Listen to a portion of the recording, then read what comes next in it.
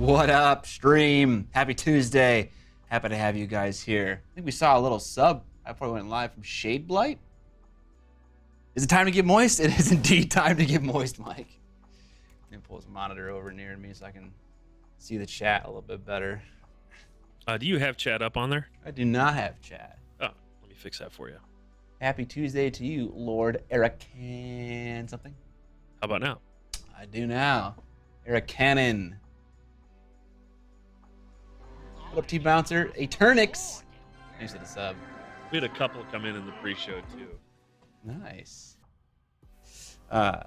Today we are gonna start painting a Novitiate Superior. It's the leader of a Novitiate Sisters of Battle kill team. Because I have an idea for a video that I want to try out. Ghetto Blaster FR. Thanks for the sub. What up, Virgo Matthew? If any of you guys remember from last time, we were doing a giveaway for a awesome building. Baby Yaga's hut. Can be assembled as Baby Yaga's hut or without the legs on if you wanted to just have a sick hut. And we're gonna continue that giveaway today. What up, Robin? Robin.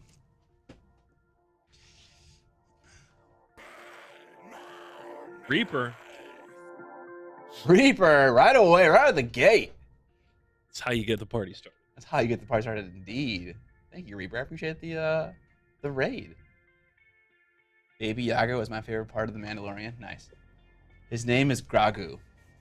Whose name is Gragu? Urk.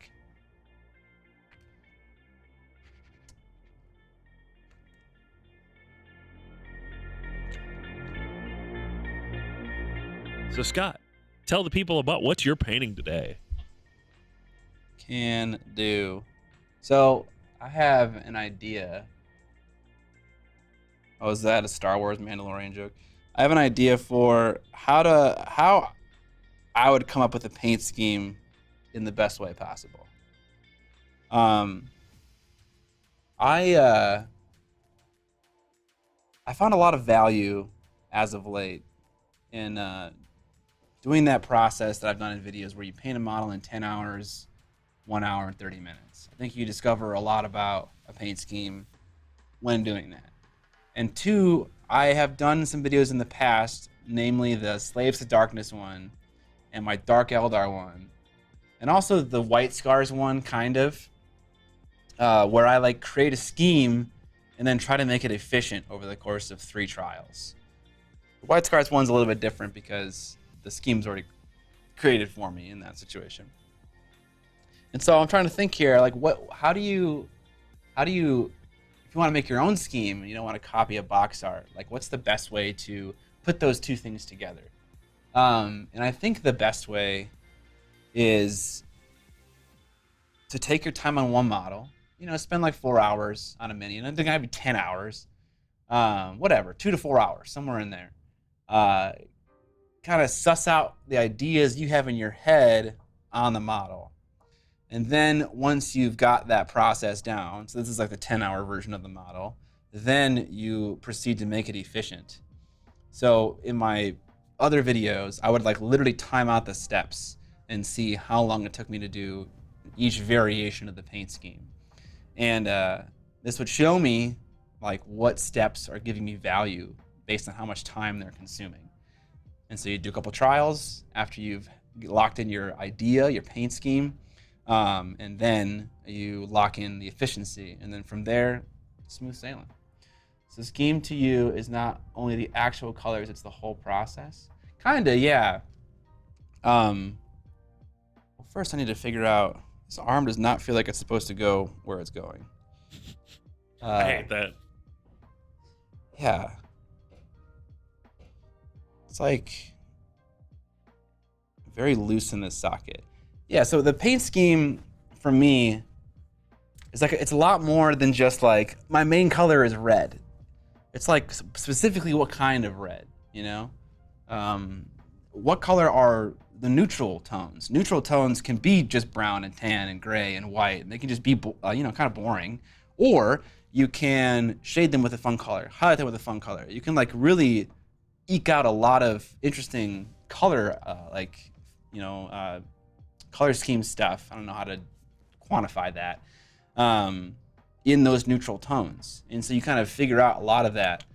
Where do the colors go? Is the armor red or is the fabric red? Are the pouches white with a green shadow, or are they brown with a green highlight? Like what's gonna look good, you know? And by look good, I mean what's gonna look good to me. So yeah, this video, so not this video, but this live stream is gonna be that first process, trying to figure out what's gonna look good once we begin that speed painting process. I don't think I really did that with the dark Eldar, and what I was left with was a scheme that like I wasn't really super enthusiastic about. So yeah, that's what we're doing today. I say purple scheme. Do a synthwave purple orange. I do like red a lot. I'm a big fan of the color red, and so I want to incorporate that in a fun way. Evan had a great idea actually. He said to use the color burgundy, which is the sweater that I was wearing. And I kind of like that idea actually. I think I'm gonna roll with that. Do a synthwave, because I have another. Maybe I shouldn't admit this, but I have another Sisters Battle Kill team that I had already began painting, and I did them in like a red and khaki scheme. So I kind of want these ones to kind of match up with that. Not that a synthwave scheme isn't a bad one.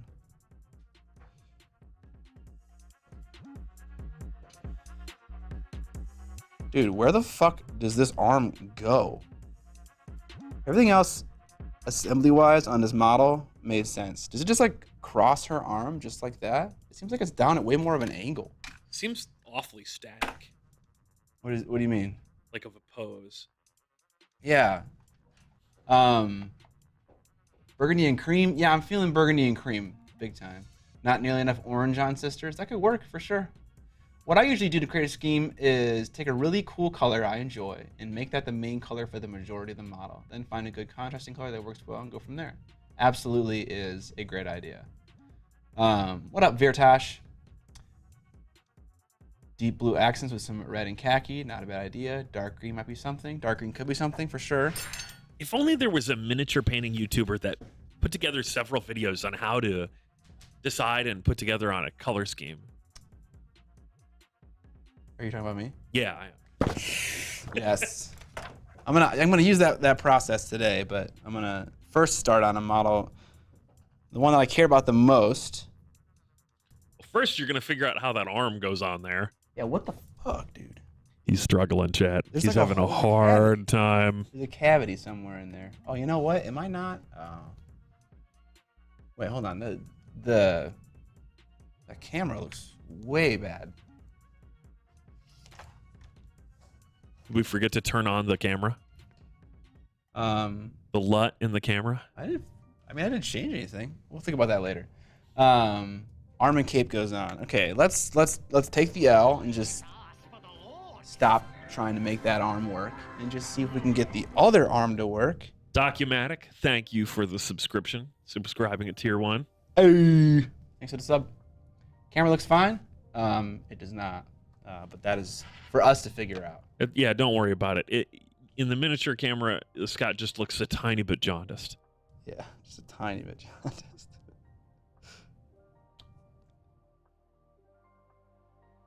I don't know what I did with the boots, or sorry, not the boots, the base for these models, but it is not in the box. That's okay. I got plenty of these bases. Well, actually, maybe I don't. It's like some weird 29.5 diameter base, I think. Middling model error, no arms. It's just a flesh wound. Nice. Thanks for the sub.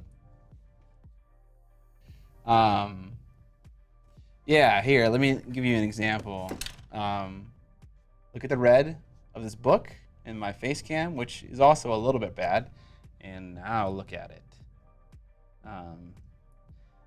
It's an issue largely with reds, but reds are also in skin, which is why my hand looks jaundiced when it's here, but not so much when it's here. Exactly, red to orange. Yep. So not all colors are bad, but Are you sure you didn't use that camera for recording something and turned off the built-in LUT? I guess the thing is that I don't need to turn that setting off because I don't like record to an external thing. I record to, you know, my SD card, so that setting doesn't do anything. So I have no reason to turn it off. But it's possible that it got turned off. It might be a setting in here too. I don't know. Hang on.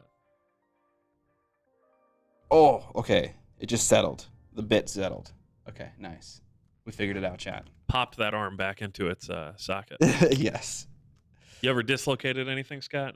No. I've never broken a bone either. I've only broken my neck, so. So you may be a little bit more experienced than me. I hadn't broken a bone until I broke my neck. Go big or go home, baby. Okay, now we got to figure out what menu of 17,000 this fucking setting is in. Live on air production meeting. Yeah. Okay. I'll just do this. Yeah. Okay. That's good. All right. So people don't get seasick while you're adjusting that. You know, now that while we're doing this, let's talk about Golden Demon happened over the weekend. Did you guys check out the article they put out on Warhammer Community? I think just today. If you want to bust out that new scene you just did, where it was half me, half of a web page, and you can look at that new Warhammer Community article showing off the Golden Demon winners. Some amazing stuff coming out of Golden Demon. I love that Chris Clayton one. I've been a fan of Chris Clayton for a long time. Yes, spoilers. Okay, it's like some kind of movie. That book has jaundice too. Look at the book. Now look at my face. Look at the book over here. Now I'm on a horse. There's some very cool French monastery bases on my mini factory that I like for Sister's Kill Team. Nice, yeah. The other part of this video that I didn't mention was that I have a time limit that I have to finish this in. I'm going to a cabin to play Kill Team, not to play Kill Team, but I'm playing Kill Team with a friend who's going to be there. And I want to, what am I trying to say right now? I need to be done by a certain point. Mm. So I need to be done by Thursday. So I have like not an artificial time limit, but a real time limit. So let's see if I can get it done. Gotta engage my Marco Frazzoni. To play exactly, Mike. Golden Demon! It was David Aroba's year this year. He won all kinds of shit.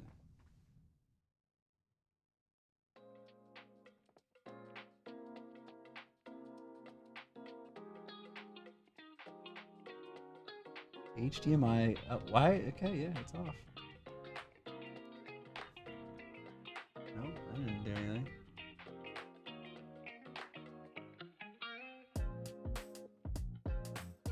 Oh, you know what? Son of a bitch. You have to unplug it and plug it back in again or something. I don't know. Oh, okay. I know what happened. Oh.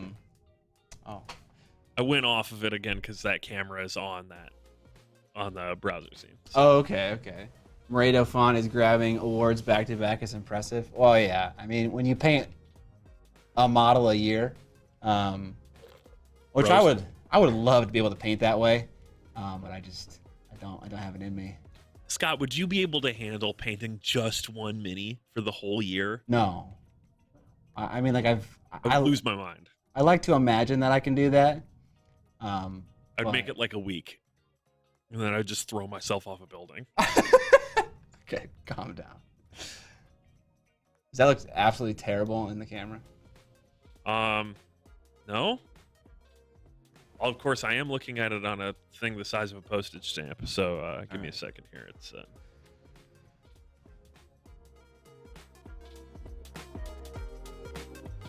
okay, a little overexposed.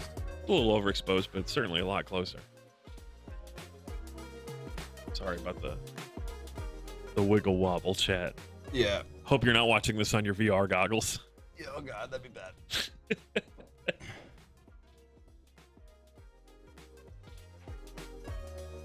I feel like, god damn it, I wish every single Panasonic camera wasn't so wildly different.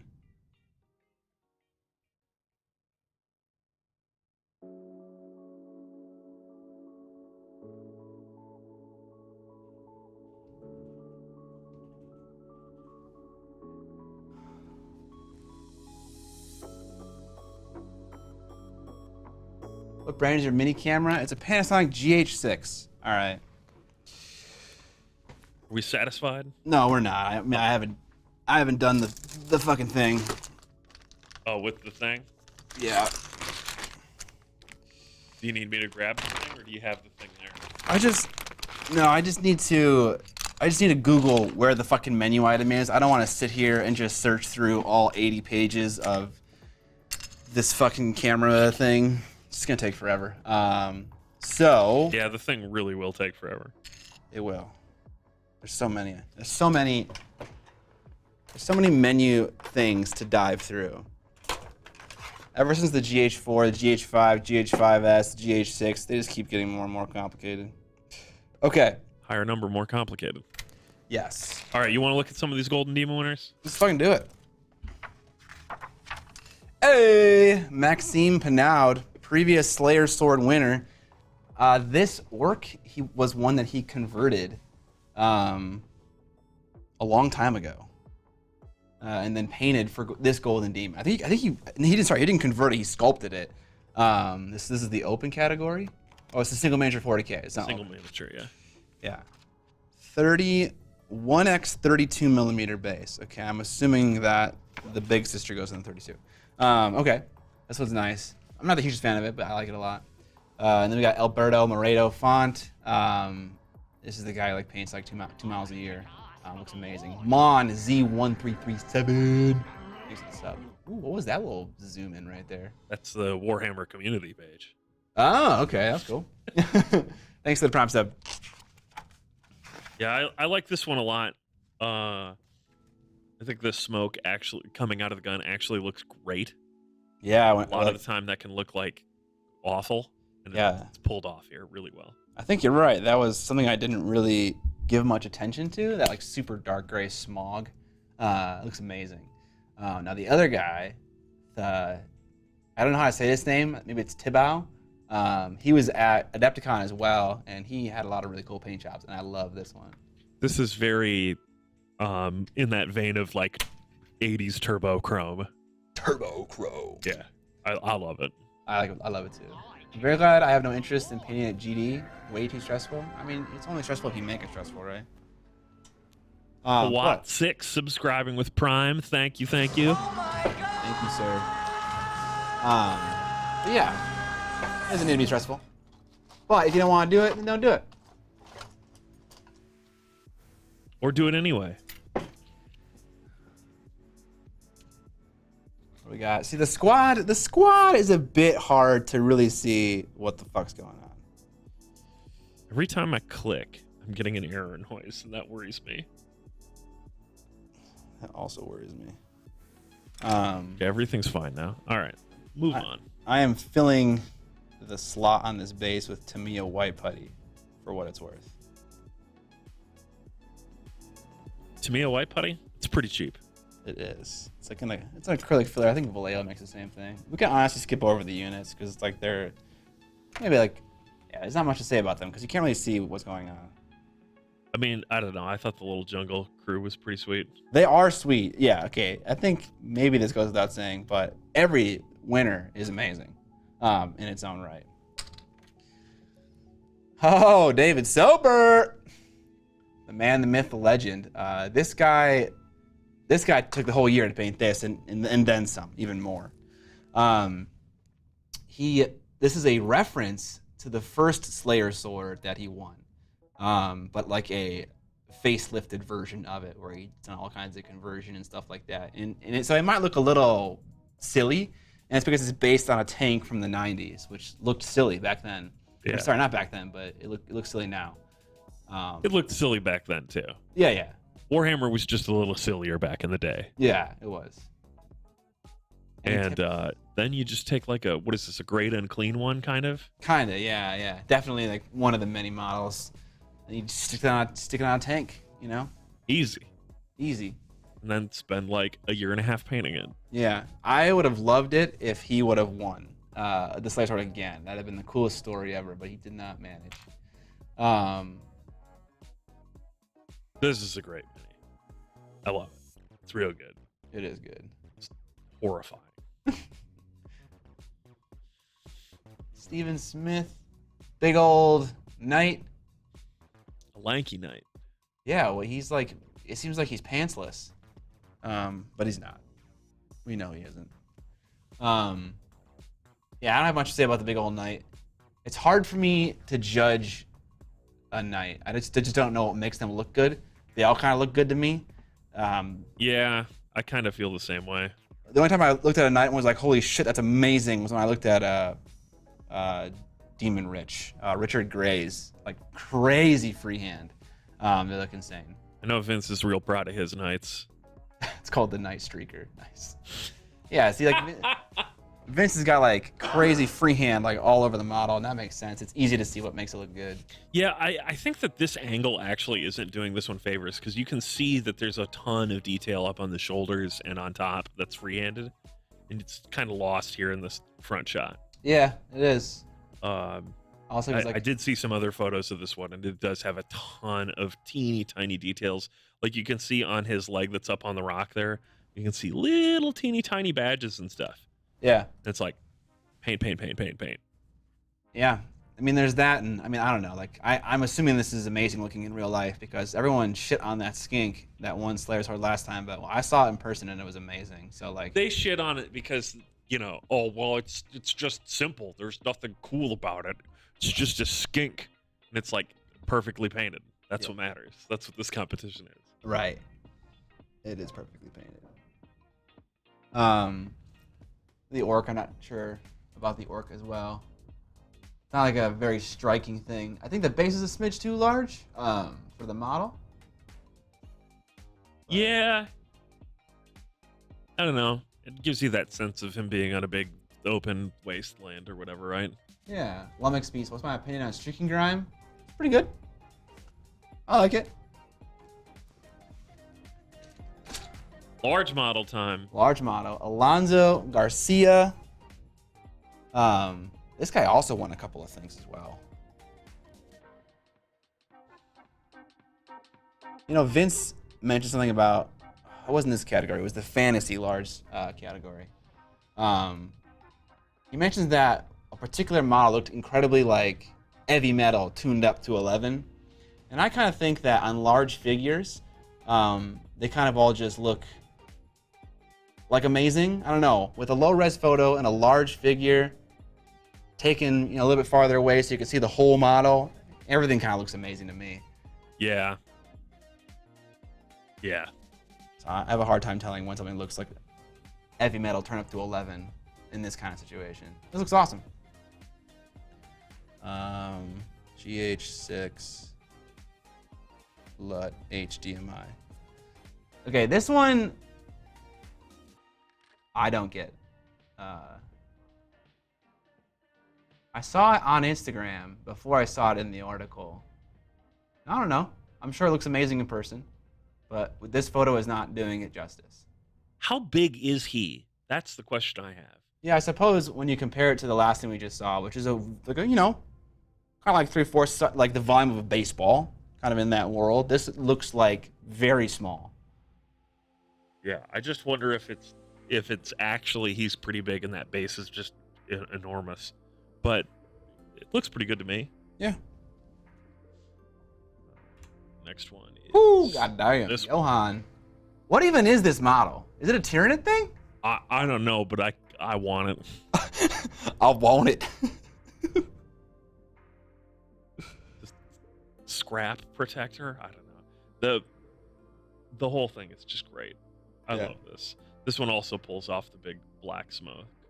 It's a full kit bash, says Dave. 23 EDSA. Thanks for the sub. I appreciate it. This one was very cool. It is very cool indeed. Yeah. Strong contender there. It's one of those minis where I say the only problem with this one is it's not mine.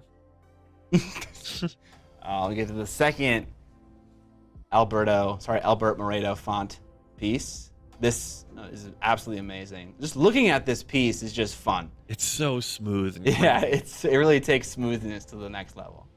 Enoch Root says, no Discord knows that you started streaming. Do you want to throw that one up there? Oh, yeah. Sorry. That's... It's okay.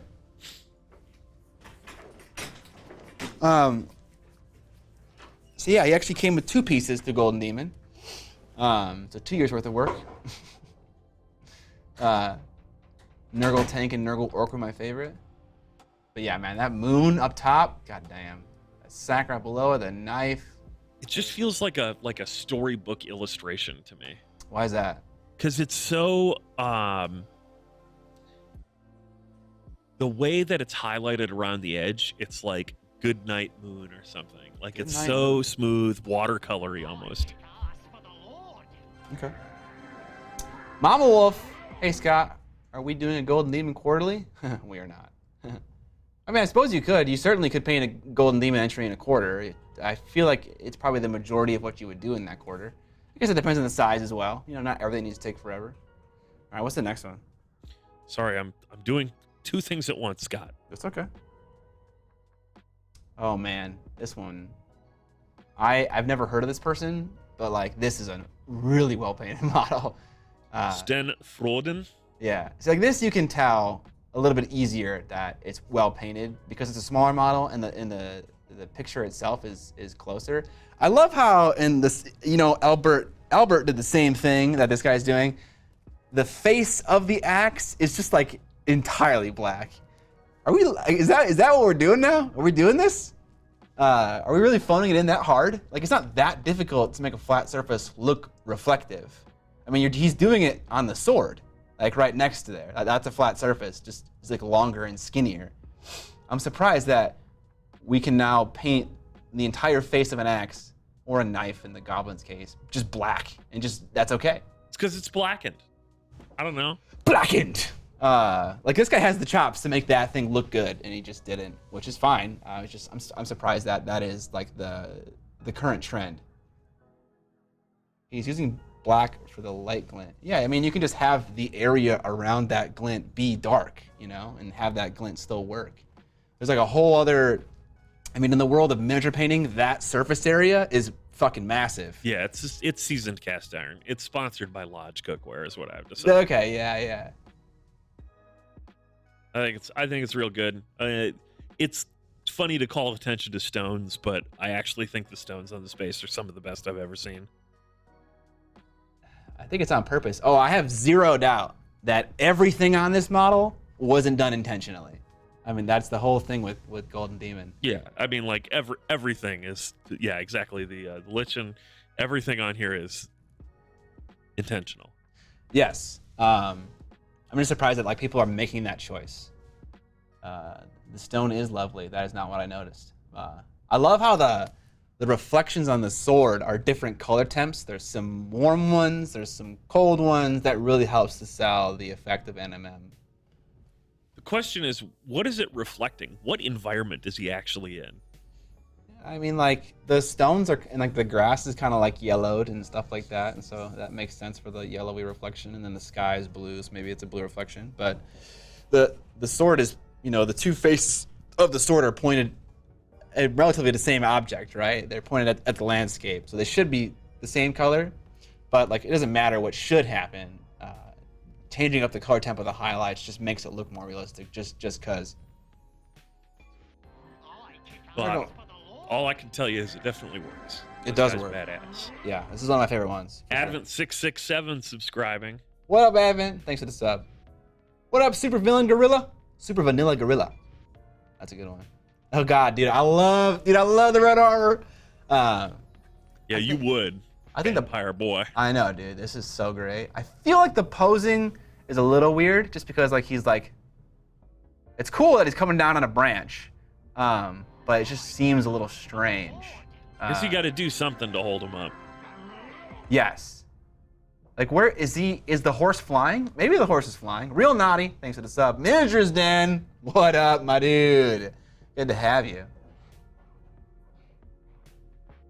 Yeah, I don't know exactly what's happening here, which maybe is my one critique of it. Right. Like, is he flying down from the sky? Is he doing a sick jump? That's kind of what it seems like. It'd be a really sick jump. I love the sword. I love that he's like holding it straight back, and he's like ready to just destroy somebody. Yeah, I like that. I like the flag looks great. Looks to me like he had the horse jump over something. Okay. Be a hell of a jump. Hello, sexy Italian man. Yes, we have Vincenzo Celeste in the chat. Miniatures Den. If you guys don't know him, check him out. He's one of the, I think he's one of like, maybe not the only, but like, he's like a self-made Twitch streamer. Like I'm a fake Twitch streamer in that like, I got my start on YouTube and then went to Twitch and basically bought your way into the club. Exactly. I'm popular because of my, previously established popularity on YouTube. I don't actually stream good streams, clearly. Vincenzo though, he actually earned it. He earned it.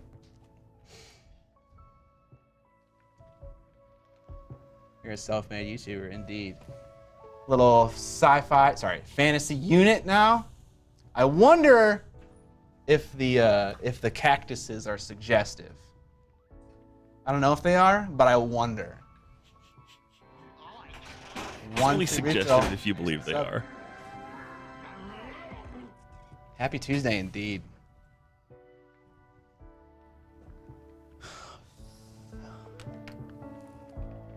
And then this orc that just no one can decide how to paint other than the David Soper way.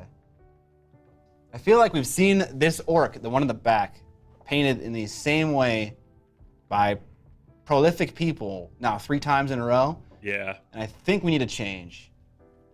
I think there are, but the unit itself, again, I am nitpicking excruciatingly, but this is painted amazingly.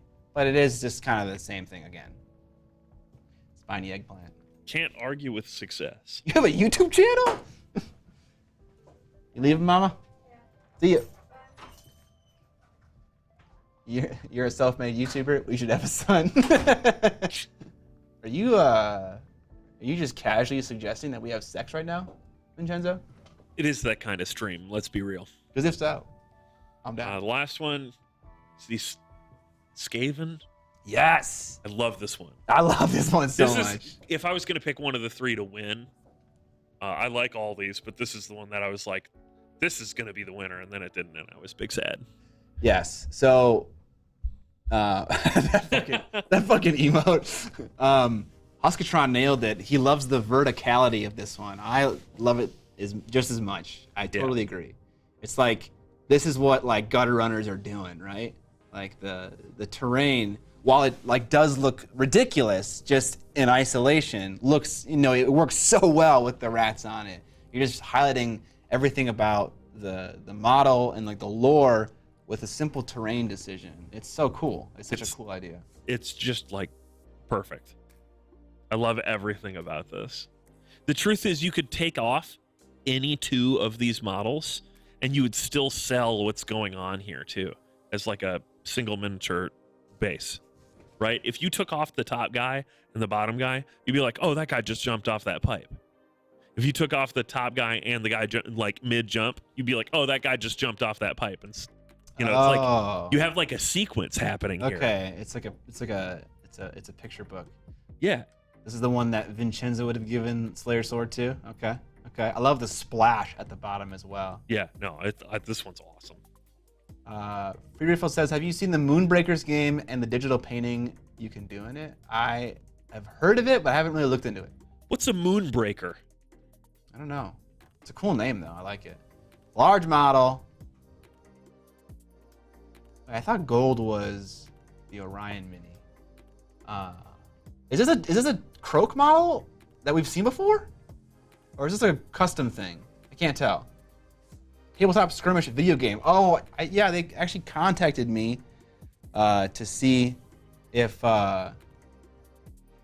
you'd break some moons for them. I wanted to do a sponsorship for them. I didn't end up doing it, but yes, I am familiar through that. Okay. This one's all right. I'm not a huge Lizardman fan, so like it doesn't speak to me. The frog feels new, but the seat isn't. Yes, that I agree with. Yeah, isn't the OG one like a giant toad that kind of hangs off the edge? I don't know, Am I misremembering? I don't know if he like hangs off the edge necessarily. Yeah, I'm just thinking of Zelda. Yes. What's the next one? Okay, this was the model that Vince was like, this is heavy metal turned up to 11. Yeah. And I was kind of just like, you can see that? I feel like they're all kind of amazing. And in my head, what I imagine as heavy metal turned up to 11 isn't exactly. I mean, this works. This is fine. But it just didn't scream to me, I suppose, is all I'm saying.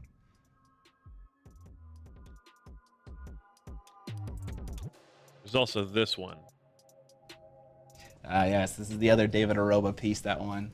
Yeah, amazing looking. I'm happy to see like a lot of Spanish painters just kind of like crushing it over at Golden Demon. Spanish and Italian painters. I'm not actually sure where they're from. Moving on to Middle-earth strategy battle game. I like this one. I love the soft texture on that green. That gold is painted really well. I think the face could have a little bit more contrast, but that's about it though. I like this one because it's subtle. Doesn't overdo anything. Yes, that is true. Ugh, I hate this. Oh, that weathering at the bottom is nice. Yeah. The plinth that's not black can die in a fire, but you know, that's a personal preference. You know, the black base rim thing is gonna fall out of style soon. Oh, not with me. Oh yeah. Black never falls out of style. It's gonna happen, man. Hey. I love a good movie scene made into a miniature diorama. This looks great. I love all the grass on the hillside. That's why the U.S. team needs to step it up for Adepticon 23. U.S. team represent. Heck yeah, dude.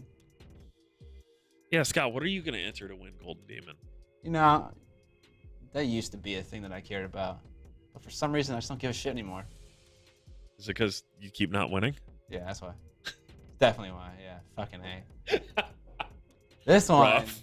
big Orion, clearly made from the Primarch, Demon Primarch for the caissons. Magnus. Erkin Chat, he sent me this one the moment he saw it. Yakias, thank you for the sub. This one feels just so green. There's still Eric Swinson, thankfully. We have many amazing U.S. painters that are very capable. This looks awesome. I would love to be able to look at this closely because I don't think the photo does it justice. I think the whites are clipping a little bit, which is surprising considering they photograph on a white background. You think they would be conscientious of clipping whites, but it looks cool. I would love to see like a unpainted green stuff / milliputted version of this model. I want to see where all the fake stuff is and where all like the bits are. Vincenzo says, this might not be the place for it, Maniac, but I read your post about working on TMM and wanted to speed up NMM painting. Hit me up on FB if you want. I can give you a few tips on getting it done quick. All right, sounds good. Cody One Kenobi, thanks for the sub. Oh no, he gifted a sub. Gifted a sub. To Froyland. We have the man who has won the most Golden Demon trophies in the world. Not a joke. Angelo DiCello with his Gotrek and Felix. This is the second piece that has someone busting through a window and having shards of glass like scattered out. It's interesting how they both did that. There's also a lot of leaping Skaven in this one as well. There is. There's a lot of rats. Yeah. Sorry. I'm on board with it. What did I miss? We're just looking at the Golden Demon winners briefly, sharing some thoughts. Oh man, this is so sick. The cover of a magazine. I'm not at all influenced by the fact that this is Wood Elves, but I love the magazine cover. This is such a fun way to use models in a unique diorama style. It's so cool. Yeah. I think the real star of this isn't just the paint job, but the brilliant idea of how to present them. Yes. What up, Ninjon? I have nothing to say. Something for 8 months. Only 8 months? John, give me that prized Prime sub. Thank you. John, you've only been subbing for 8 months. I've been subbing for 25 months, bro. Bro. Thank you, podcast co-host. And our Slayer Sword winner, Chris Clayton, in the dual category, baby. You know, that water. Yeah. Wow. God damn. the sea foamy bits, the water dripping off of the hydra's tail, the waves, you know, just the movement in the water. Me and John discussed this, and the way he had to have done that was he sculpted the shape of the waves, made a mold, and then casted it, and then attached it to the top of an already resin cast piece, and then probably polished the sides to like a mirror finish. It's amazing. It's really amazing. Yeah, it's just incredible.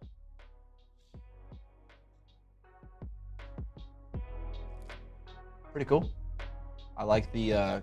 Is this a Kill Team container? No, it isn't. It's cool. I like the slice out of the side of the hallway so you can see what's going on. Classic Space Hulk. Yeah. I don't even understand the water. Is that foot painted or am I looking through resin? It is painted and you're looking through resin. Yeah, hang on. Let's go back to that. Yeah. So the foot is in there, but he painted it first. Can you explain that water thing again? Yeah. I guess he painted the entire seafloor. Okay, yeah. So plinth, put the dirt down, paint it, do everything, put the model in, put a dam around the plinth, pour in resin to get like a flat baseline, take the dam off, and then I would put down, this is what I would do. Now it's a bit of a mystery what he did next. I'd put down some like mold release, some grease, something like that, and then I would sculpt on top of the flat resin cast of clear resin I just did, the water. I'd sculpt on top of it with like whatever, green stuff, milliput, whatever you want to do. And then because you applied a layer of petroleum jelly, Vaseline, whatever, it pops off, you invert it, you cast it in silicone, you mold it in silicone, then you cast it in the same exact clear resin that you did for the base, and then it pops on top. Now there's probably some amount of shaving and sanding and polishing and filling of resin gaps that goes on here. But that's how you get resin to have such a organic shape, because obviously it settles. You can't just it doesn't just look like that. You can't put it in place and it stays. Oh, he did an interview. Fantastic. You're right. He probably talked about it. He only painted the foot. Like the whole giant wasn't attached. It was just like the leg Okay. Up to a certain point. That makes more sense. Paint the leg, then put it in. Whole model's not on there, and then cast it. Less stuff to wield. That makes perfect sense. Yeah. The last dual one, which we didn't really get a look at yet. You want bursting through windows? Yes, this one. We're not seeing it. Oh, excuse me.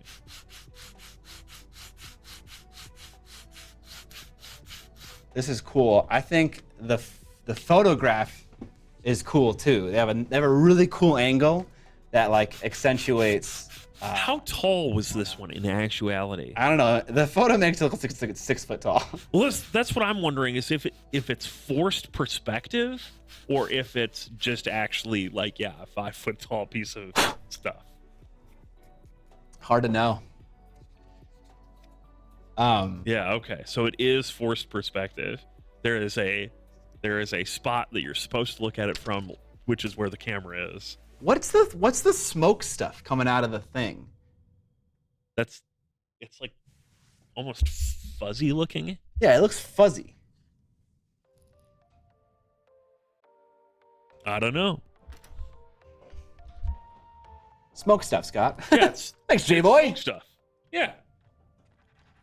Totes. Like obviously it's like the Space Marine damaged the bike and he's like leaping out at him. But I think it's supposed to be smoke, but you just can't really tell. It's asbestos, yeah.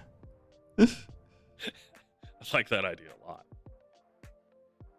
Small scale. Little ship. These ones, not gonna lie, I didn't really look at that much. So Scott, give us some points of reference. How big is a small scale? This thing is pretty big. I don't know. It's like that big. Okay. It's not that small.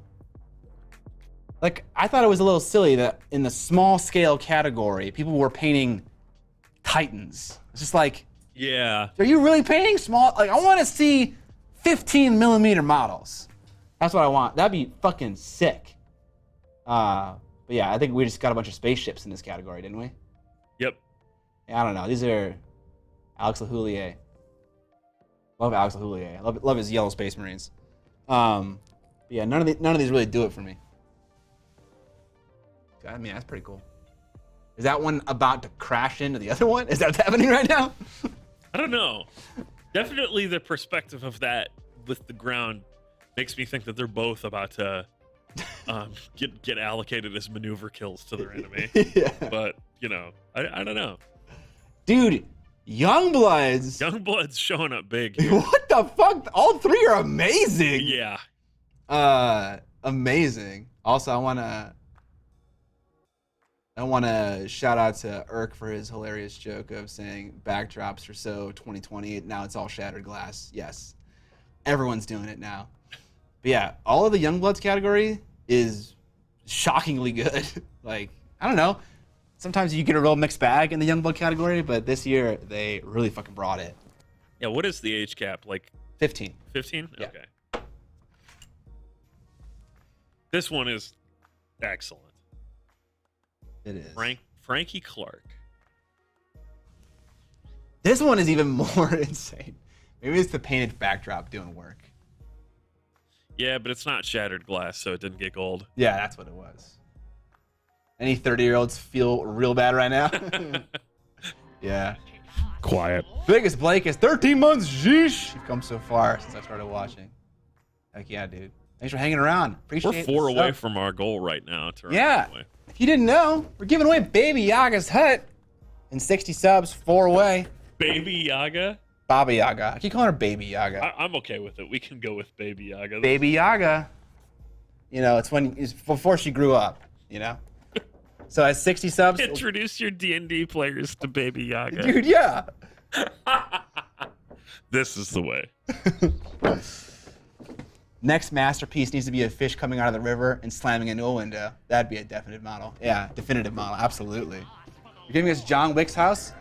I guess so. Johnny, like Kiddio. I'm not sure if I said that right.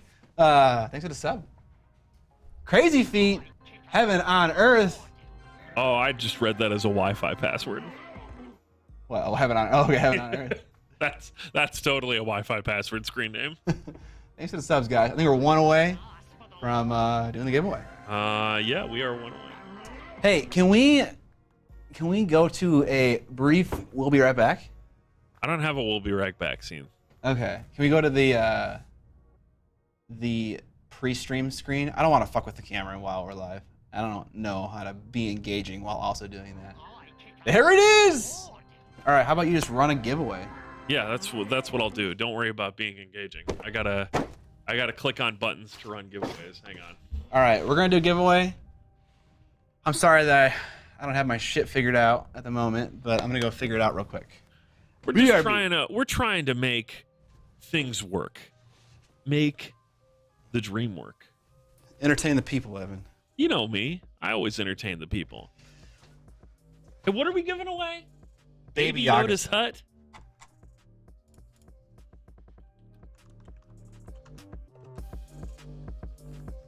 Chat, while he's not in here, what else should we give away? No.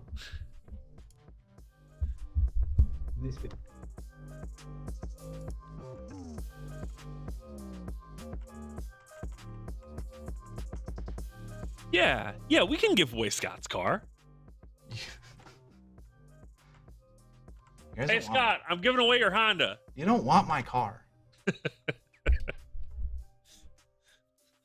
Scott is a practical man that drives a practical car, just like me.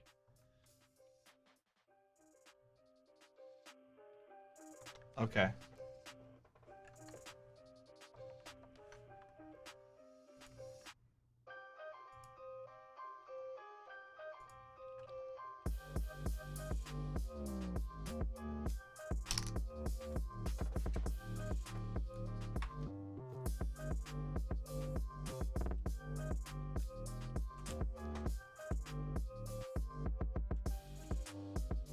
Ooh, free classes.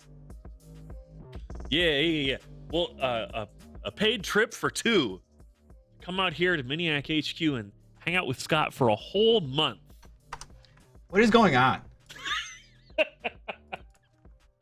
Giving away the farm, Scott. All right, I'm about to start this thing up for Baby Yaga's hut. As usual, if you are in a country or locale that does not allow giveaways because they call it gambling or whatever, please don't enter. We don't want to have to start restricting it to USA only. And we will if we have to. But yeah, self-regulation is good. So here we go. Baby Yaga's hut. Exclamation mark moist in the chat to enter. You can see it just sitting there on Scott's desk. There you go. I now know the problem. Did you figure it out? I did. Do you have to unplug it and plug it back in? It's possible that I have to unplug the HDMI and plug it back in, but that is we're unsure still. Also, I may or may not have also given away $1 million, Scott. $1 million. I have bankrupted us. We're done here. Okay. I believe. I can fly? Yeah. I believe the problem is that you need to have an SD card in the fucking camera that has a LUT view assist thing in it. Yeah. Read LUT file. Yeah.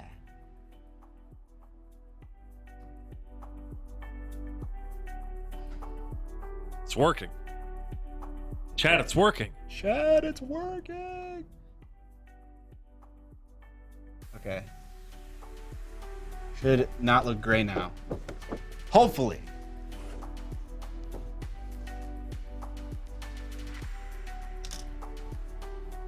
Bring that camera back up. See if I failed utterly. Viewer! Oh, speaking of. Yay! Doesn't look shit. Nice. Viewer picked up a cutting mat. You can now put your name in and also your fucking your message. So when you buy something, Oh, we made that work now finally? well, I mean, I don't know if it's working, but it's on the website. You put that in there so it should maybe work now? Why don't you just test for me real quick, see if it works? Yeah, just buy a couple $100 worth of merch. Yeah, you know, just let's just see if it works. Where would they find this area to put in their info? It's in the checkout sequence somewhere, right? Yeah, so when you're checking out, it will show up at the very end. It'll be a Twitch username, Twitch message, and it'll say something like, "This is only for use during an active live stream," stuff like that. Well, there you go. There you go, indeed. Down to the open competition now. Down to the open. Woo! We got a bust. It's everyone's favorite race too, Tau. Yes. Everyone loves Tau. Dude, I mean, like, they even look ugly, bro. Like, come on. Tau are the coolest. That's what I have to say. Can anyone actually say they think this model, think Tau are cool? Come on. Me. This bus is fucking sick. It is. Oh. Now that is a bust right there. Let me just make my whole Stormcast army look like this. Yeah. I'll see you in 20 years. Yeah. I mean, if we're gonna try to emulate some kind of Stormcast, this certainly is not a bad place to start. I can't imagine trying to make an army look like this. It's not worth it. No, probably not.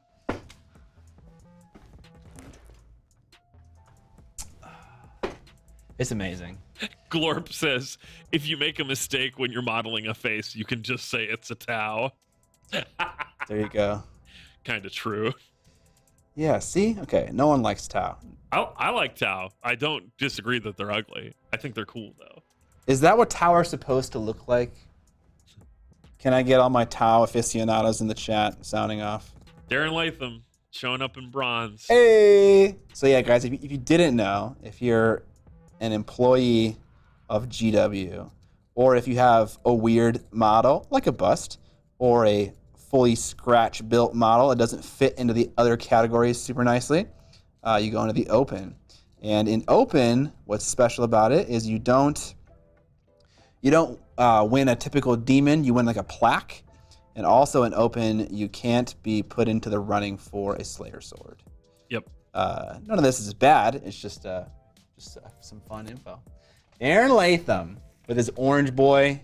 He sent this to us a couple days before Golden Demon. I've already had the pleasure of looking at it.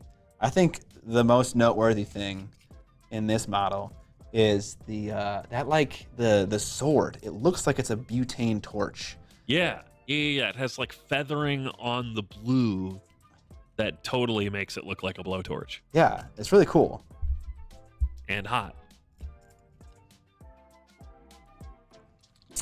Oh. Great picture of Chris Clayton taking his sword. Oh yeah, dude.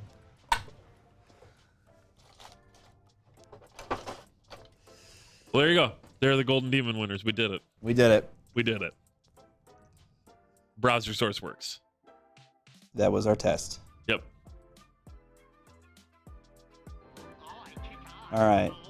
I'm just putting some terrain on my base now that I've figured out my LUT woes.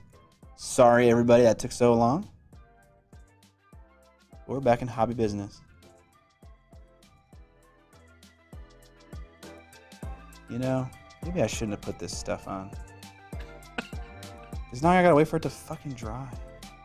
Oh, yeah. What are you doing? I fucking know, dude. Just being a dingus, apparently. Just gonna blast this thing with a hairdryer. Okay, gotta clean that base rim.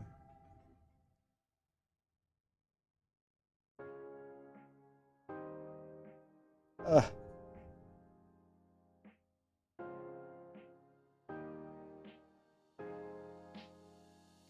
Oh god. I'm tarnishing the base rim. Okay, cool. Terrain done. Kind of OD'd on Golden Demon entries a bit. What do you mean? Just like staring at them? I have a Ninjon pint glass. Where is the Miniac and Tup pint glass? Where did you get a Ninjon pint glass? Did you get it at in Teespring? Does he have those on Teespring? I definitely typed in pint class. Pint glass. All right. Oh my god! You picked up a classic hoodie. Uh-oh. I think the fact that we didn't see a name or a message is a bad sign. That is a bad sign. Hey Scott, can you provide a full review of one game of Kill Team while I sit in an Overwatch 2 queue? Berserka! What up, Scott? Been a while. Glad to see your stream doing amazing. Isaac! Berserka! It's all coming back to me. Isaac was a college friend of mine. Well, all right. Nice to see you again.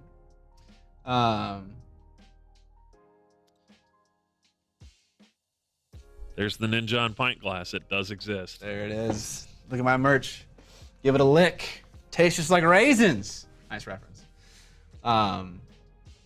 Question: when someone wins a Slayer sword, do they take it home as their trophy, or is it just one sword held up by the winner? Luckily, they actually give it away. Yeah, it's you get to take it. Everyone has their own Slayer sword. So if you go to Ben Comet's house, he's got 6 of those puppies or 7 of those puppies just kind of hanging around. Oh. Actually, you can see them when you if you go to Ben Comet's YouTube channel. Pick one where he's talking to the camera in the beginning, and you'll see him in the background. They're just pointed, tip down, leaning up into a corner of one of his rooms. It's very unceremonious. Don't worry, he'll get sword hangers for him eventually. Yeah, hopefully. Totally. All right, I'm gonna dry this for a very long time. Oh God. All right, your mic's on stun. Let me go ahead and put your Beautiful blow drying action on the big cam. Oh yeah, chat, look at him go.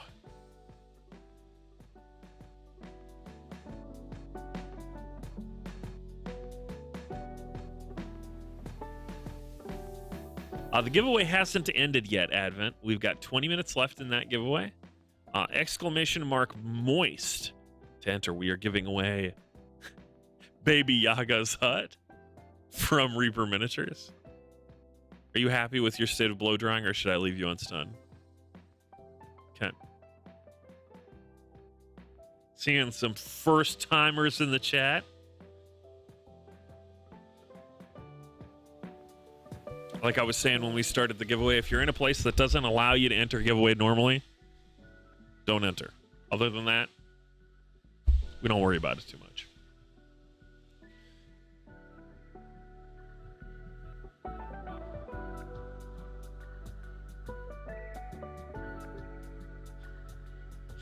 Mama Wolf, what we need to have happen is people need to take clips, horrible out of context clips, as much as possible from the stream to give to Scott for said calendar. I did really, really like that clip of the out of context talking about walking in on you and Amber. Yes, yes, perfectly done. Well executed.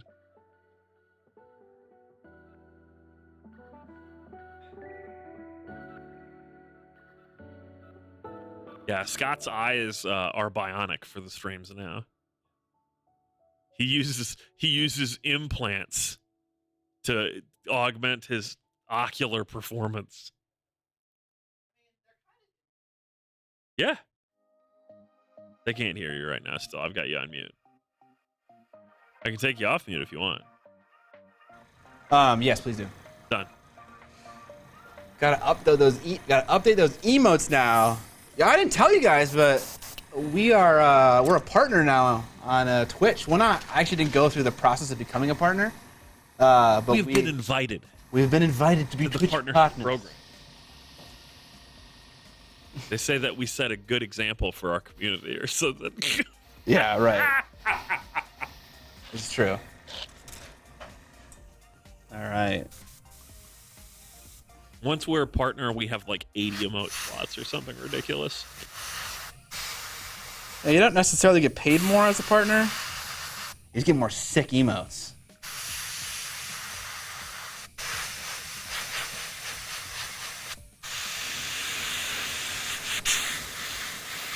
So many folds of fabric.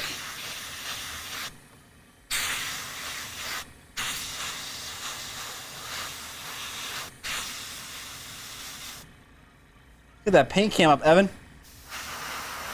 Been so long trying to get the fucking LUT to work. Which paint cam? This one? Yep. Hey, don't be sassy to me, okay? If you just did it, I wanted to tell you. It's a sassy kind of day, Scott. Okay. Okay. You're allowed one. I thought your response to that would be every day is a sassy kind of day, but you know, whatever.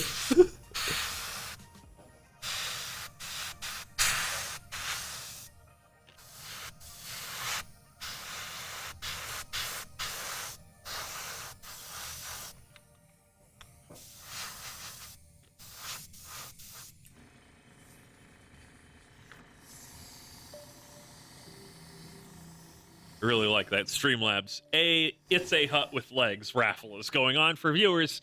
Use exclamation mark moist to enter.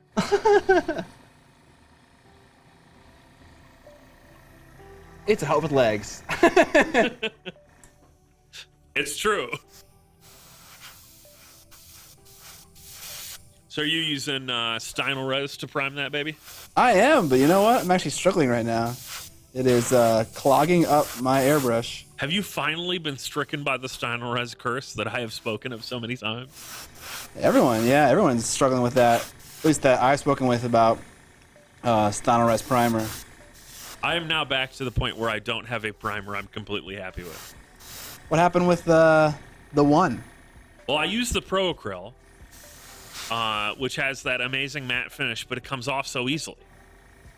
Yeah. Both when it's wet and also, so I was at paint night last night, Okay. as we do, and it was coming off my Stormcast. Like days? I could on its flatter areas, if I handled it with my thumb at all, it would come off. Like, is this like days after you applied it? Yeah, I applied that on like Friday night. Oh no, dude. Yeah. Now I will say what I think it is because it's so matte, it's like grippy to the point of being like sandpaper. So it actually grips to my hand better when my finger moves across it because that side of it is so matte. Because once I put paint on it, it no longer comes off. So the one that I was working with last night, once I had some paint on it, that one I couldn't get it to rub off the same way. Okay. So I think it has to do with just how ridiculously matte, bumpy that surface is, that it actually will like grip to things and rip itself off. But yeah, I mean, John, you're right. We definitely both need to stop molesting our prime models, and that it's not a non-issue. It's okay. We're making it through it.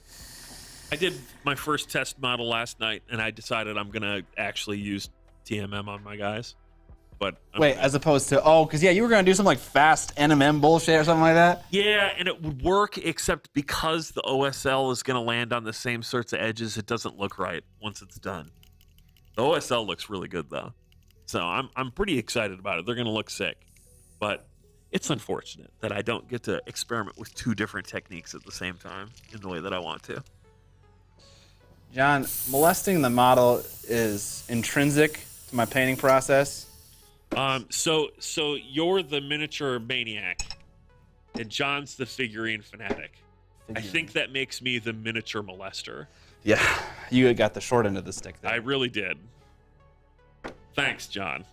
It's all John's fault.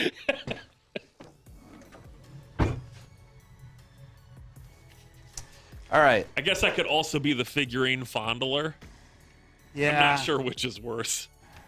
Yeah, neither is great to pick from.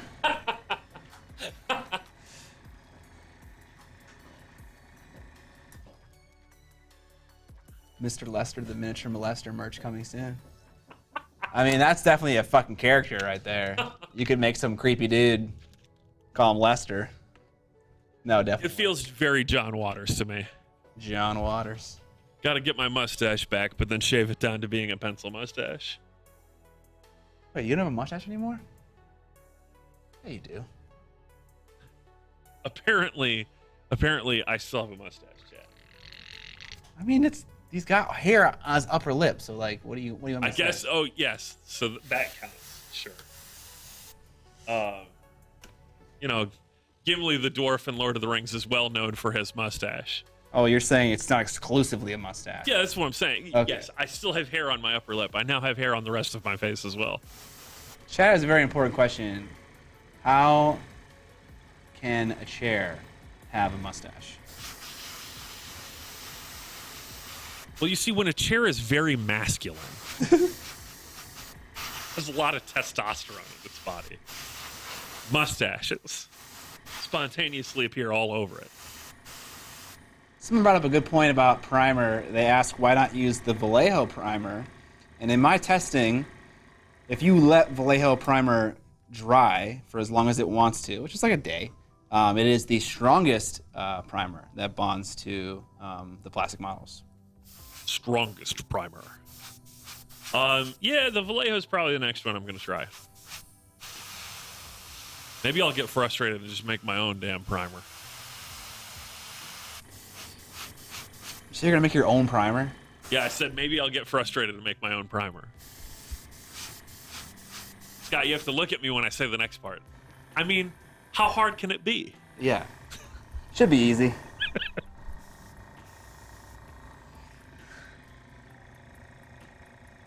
Do you wash your model before Procreate? Do we really have to do that? I will tell you what. No. And I am never going to wash GW models. I have to put in so much other bullshit effort putting them together that I shouldn't also have to wash them. That's kind of what I'm saying. Like, And if that's the expectation, I'm done. I'm done. Well, it's not. I don't know if it'd be GW's fault at that point.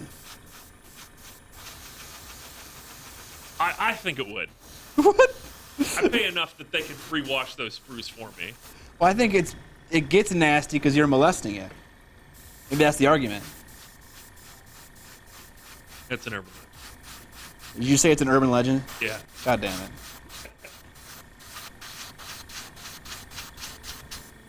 Lawless Smith says he only buys kosher models.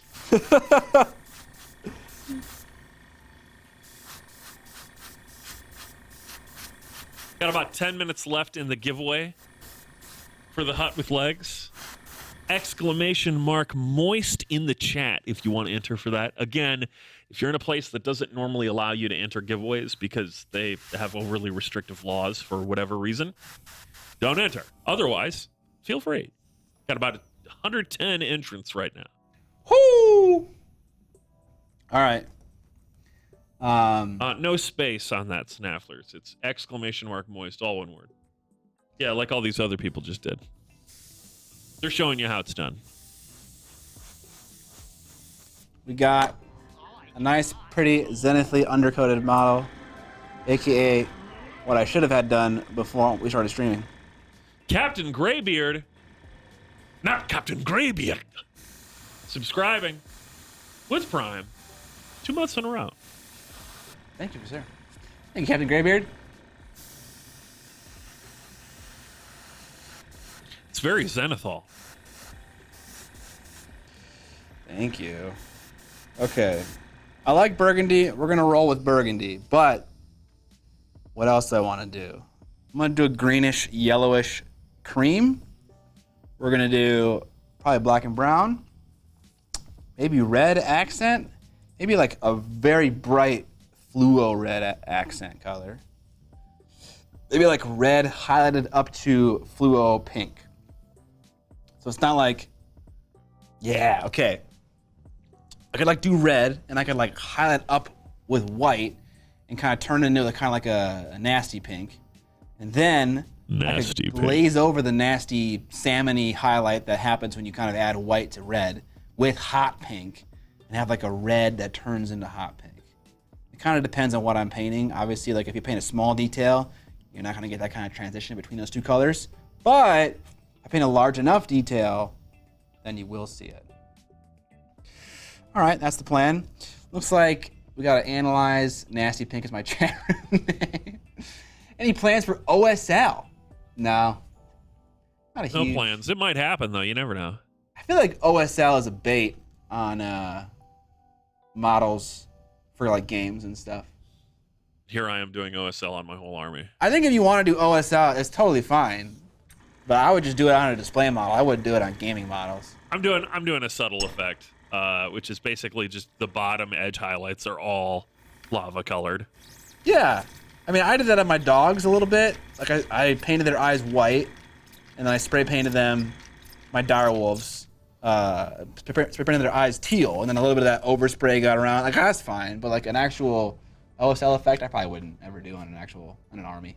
Sham2 says, OSL is all I can do well. If that's all you can do well, you're well ahead of a lot of miniature painters. If you can do OSL well, you Just can lean into it. You can do many things well, likely. Yeah, OSL is one of those techniques that's, if you can't conceptualize how close in lighting is supposed to go, you're going to struggle with a lot of techniques. If you have that down, you can do a lot of different miniature painting things.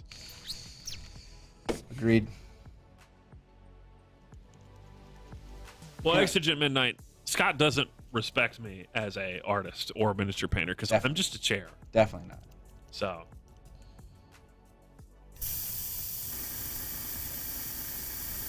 Yeah, that'll do it. I want an honorable mention in a competition purely by my OSL, and everything else was shit. LOL. Did they say that on stage? Yeah. Yeah, they held it up and they were like, this has excellent OSL, but is otherwise trash. Whoever painted this, come up here in shame. Work on your fundamentals. What's up with these base coats? Thin your paints. That's literally what they said. No fucking way. No person said that. That's like pics or GTFO type territory. No one said it's like trash or something like that. LSL seems kind of gimmicky. I mean, I guess you could say it's gimmicky in the same way that like people say MMM is gimmicky. But Kingdom Death competition judges are brutal, huh? Okay. Maybe that's true. I don't know. Is this an online competition? The internet. The internet says mean things to me, Scott. How should I feel about that? I don't know, man. Just gotta fucking deal with it. Just gotta suck it up. Yeah, exactly. You just say fuck the haters, and then remember that you're a chair and just keep on rolling. Keep on rolling. I like that. I got 5 casters, and I can go in any direction I want, except up and down. Okay, I was gonna say, and I'm gonna go up. Wait, I can't. I can only go side to side. I've got a 6-inch range up and down. Someone would upgrade my gas shock, it would be like 8 or 9 inches. God damn it. So I can totally believe Big Deno said that about someone's models. Oh yeah, I mean like Aussies, dude. Aussies no shame. They'll shit all over your models. They don't have time to be precious down there. No, they don't. Life is short. Life is short, dude. All those bugs. Yeah, exactly. You get killed by some sort of horrible wasp or a shark attack or a poisonous shell. Are you at least a swivel chair? I am a swivel chair. That's good. Come on, Ron Robin. My chair, my body is in the emote. It's me. It was, in fact, Big Deno who ripped into it. Boom.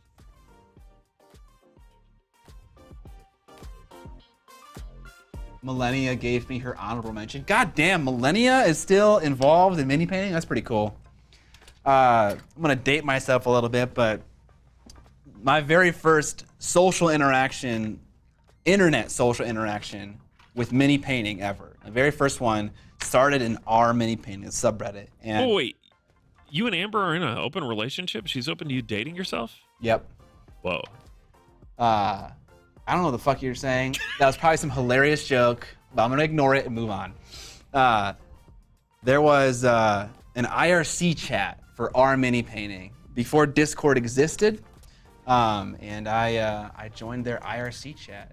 You might not know what IRC is unless I don't know if people outside of the software engineering field really Internet relay chat? Yeah.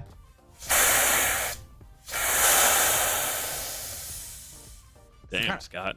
It's the kind of thing where you have like you have like a chat app that you prefer. I used Hex Chat, and then you used Hex Chat for a long time too. Right, yeah, and then you'd put in the IRC server or whatever, needed a password, whatever, and then you could join. And I met Millennia in that chat room, and yeah, she was into KDM then, and sounds like she still is now. I wonder if there's a client that lets me interface with Discord as an IRC client. I feel like Discord wouldn't be game for that. Probably not. Some sort of pass-through thing, but that would be my jam. You may not know what IRC is. The first number of the year you were born is a 2. God, I don't miss IRC. IRC chat was the shit and the worst. IRC is super old school. The Markitect. What up, Mark? How's it going? Thanks for the sub. AIM and IRC. You also said sub. Tell us more stories from the past, old man Scott. All right, so let's talk about this model. We got a cape. We got a shirt that ends, a long sleeve. We got a glove. I'm gonna assume, oh, okay. In typical Sisters of Battle Fast, we have like a corset on her rib cage here. And then if this chick is the same as all the other Sisters of Battle chicks, this is power armor. The boobie is power armor. Power boobies. Power boobies. We have an apron. All right, I know you're doing your rundown, but I want to give one final shout out for the giveaway because we got about a minute left.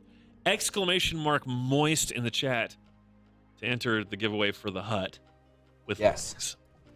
Yo, if you want this fucking hut, dude, first, it's a great fantasy building if you take the legs off, okay? All right? It's a great fantasy building with the legs on, too. Take my hut. Okay, take it.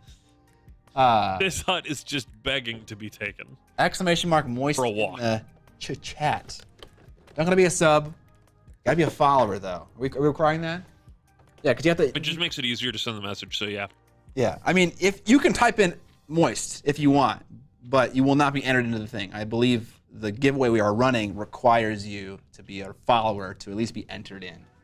Yep. Baba the No Hutt. other requirements other than don't enter if you know you're not eligible for giveaways, please. Lose. Green eyes could be sick as well, maybe. All right, let's continue our rundown here. Yeah, go ahead. There's like hair on the model. Okay, we got an apron. We have the typical thing that happens on all Sisters of Battle. You see at the top of her thigh here, she has a, I don't know what you want to call it, a loincloth, but it's like a long loincloth. You can see her loins. They're hidden, actually. 2 layers. We have apron and a loincloth thing. And then, as if that wasn't enough fucking fabric, she's got power armor again. Okay, finally, a material that's the same. On her shins, her power armor is covered by like this. I don't know what you want to call it. It's like what people who ride horses wear, right? Bridle? Is this a bridle? The stirrup? No, not a stirrup. Anyways, it's a greave. Yeah, but it's fabric. Is it? Yes, it is. There are wrinkles in it. Could be wrinkled metal. It maybe chaps, a sabaton, breeches, chaps. See, I know what an assless chap is. But when you remove the word assless, I'm just lost. I have no idea what a chap is. They're the same thing, but they have an ass on them. And then we're back to power armor at the bottom. Pantaloons?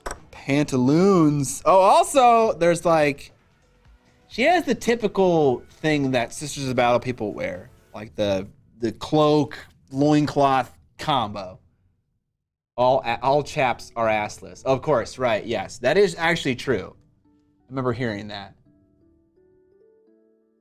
Okay. That's a lot of fabric. That's a lot of things to think about and to balance on the model correctly without it looking like just total ass. So, we got to find a burgundy color, chat. I don't think I have a burgundy color. Spats, greaves, tabard. I think we've got now 5 different words for what that thing is, and I am no closer to knowing the truth. All right. Burgundy. I don't want to... Yeah, Gaiden 0090 asks, did you ever decide on ogres or just phoning it in on a vampire force for your escalation league? I'm going to phone it in. And no one can judge me for that. Where's my paint rack cam? Ah, there we go. Okay. We got Alizarin Crimson, which looks pretty burgundy. There is...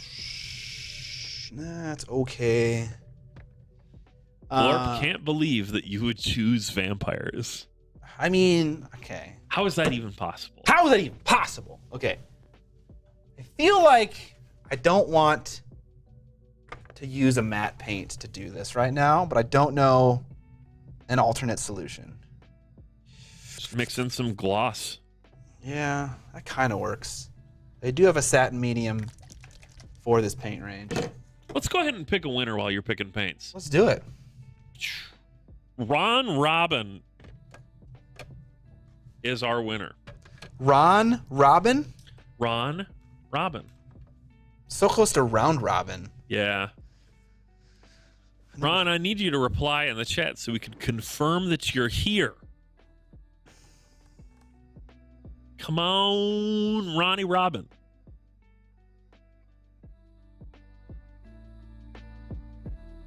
Where'd Scott go?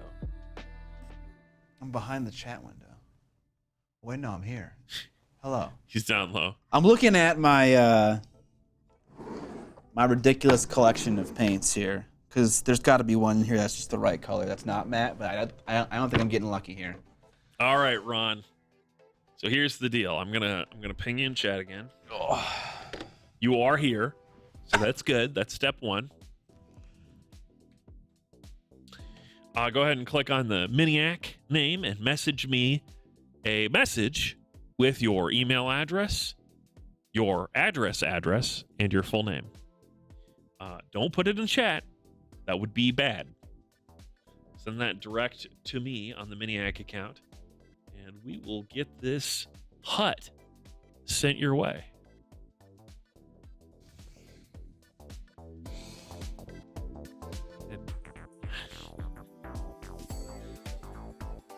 Old school IRC humor is permeating my brain now, Scott. Oh, okay. When I type in my password, it just shows up as stars. Yeah. Nice. Okay. I think I mentioned somewhere that I want to do white armor. White armor? You don't want to do cream armor? Oh, I want to do cream. I'm creaming everywhere.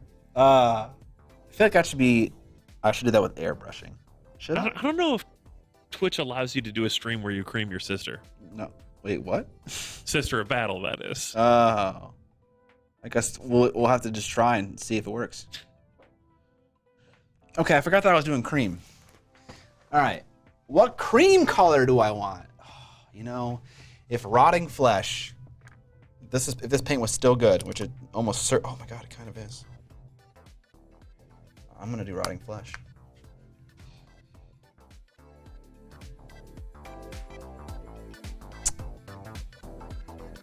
Use that as a mid-tone. Got some white ink for some highlights. And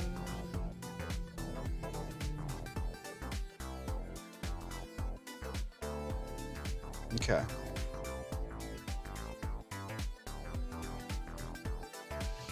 All right, here's the plan. We got it. It's figured out. We're not going to do anything airbrushing just because I don't know. I feel like with this process I want to do largely painting. I don't know why. I mean, I'm assuming you can do airbrushing when you're trying to figure stuff out, but in my head right now, I prefer to do a paintbrush when I'm exploring a paint scheme. White armor as hell. I'll show you. Okay. The first several times I saw the cross stitch, I thought it said "eat ass." I mean, yeah. That's not what it says. No. No, it says "eat glass." Viewer picked up a Miniac cutting mat. I'm concerned that I am also concerned. Is anyone in chat, do you recommend the Chimera Ice Yellow? I mean, it kind of works the exact same way as Vallejo Ice Yellow, so yeah, sure, why not? That don't look like AOS stuff. Don't worry about me, Dan.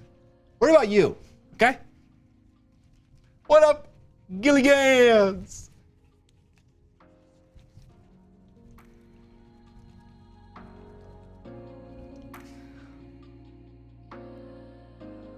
You shifting away from matte paints? Is there any particular reason you want to use GW here? I feel like when I'm painting stuff that I'm trying to get a faster result on, I think satin paints are just the answer. So I want to start with satin paints. Yeah, that's pretty much it.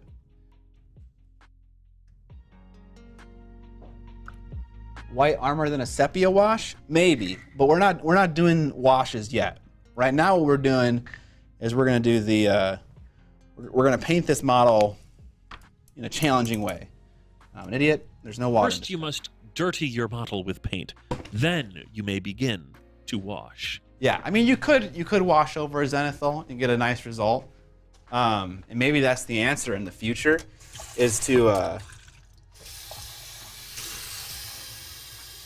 maybe the answer in the future is to do a white undercoat and then apply a brownish, sepia-ish, greenish wash, and then call it quits. But I first want to make sure that the idea in my head looks good before trying to make it fast, if that makes sense. I was working on mine yesterday. That's the way. Okay. All right, Scott, live on air production meeting real quick. Okay. So we just completed our subscriber goal for the last giveaway. What's our goal for the next giveaway? Ooh. I don't have anything interesting as of yet, but I did just get a bunch of I got a big box of display models from Nico Galaxy. And I'm going to be giving those away when I don't need them anymore. Ooh. But I can't think of anything at the moment. We could do a cutting mat. General giveaway case that we can keep working on. Yeah. Set a lower number, and we'll do another giveaway. One of those things when we hit the next sub goal. Yeah. How about actually? Why don't we give away a Duchess? Sure. All right. Actually, don't think I have any of them boxed up, but you can probably toss up my website. Let's give away a Dutch at the next sub goal. It's my 75mm vampire miniature. So what? 50 subs? Sure. Yeah, we'll keep doing the same thing. Yeah. Put me on that lovely paint cam while you figure that out. Okay, I want to show you guys what I'm working with here. This is a color I used to use a lot when I was younger, Rotting Flesh. It's this cream color that's also just a smidge green. Give your painted one away. You know what? I like that one too much. Does the winner become a Duke? Ooh, that'd be cool. Making a model based off of a Twitch sub. So this is my cream color. It's got the slightest tinge of green. It looks basically like your wet palette sponge. Kinda. Yeah, it's actually it's very close. Ajax, thank you for the sub. Ajax 924. It's not dark enough though for what I want to do, and so I got some more green that will darken it, and then over here next to me I have some black.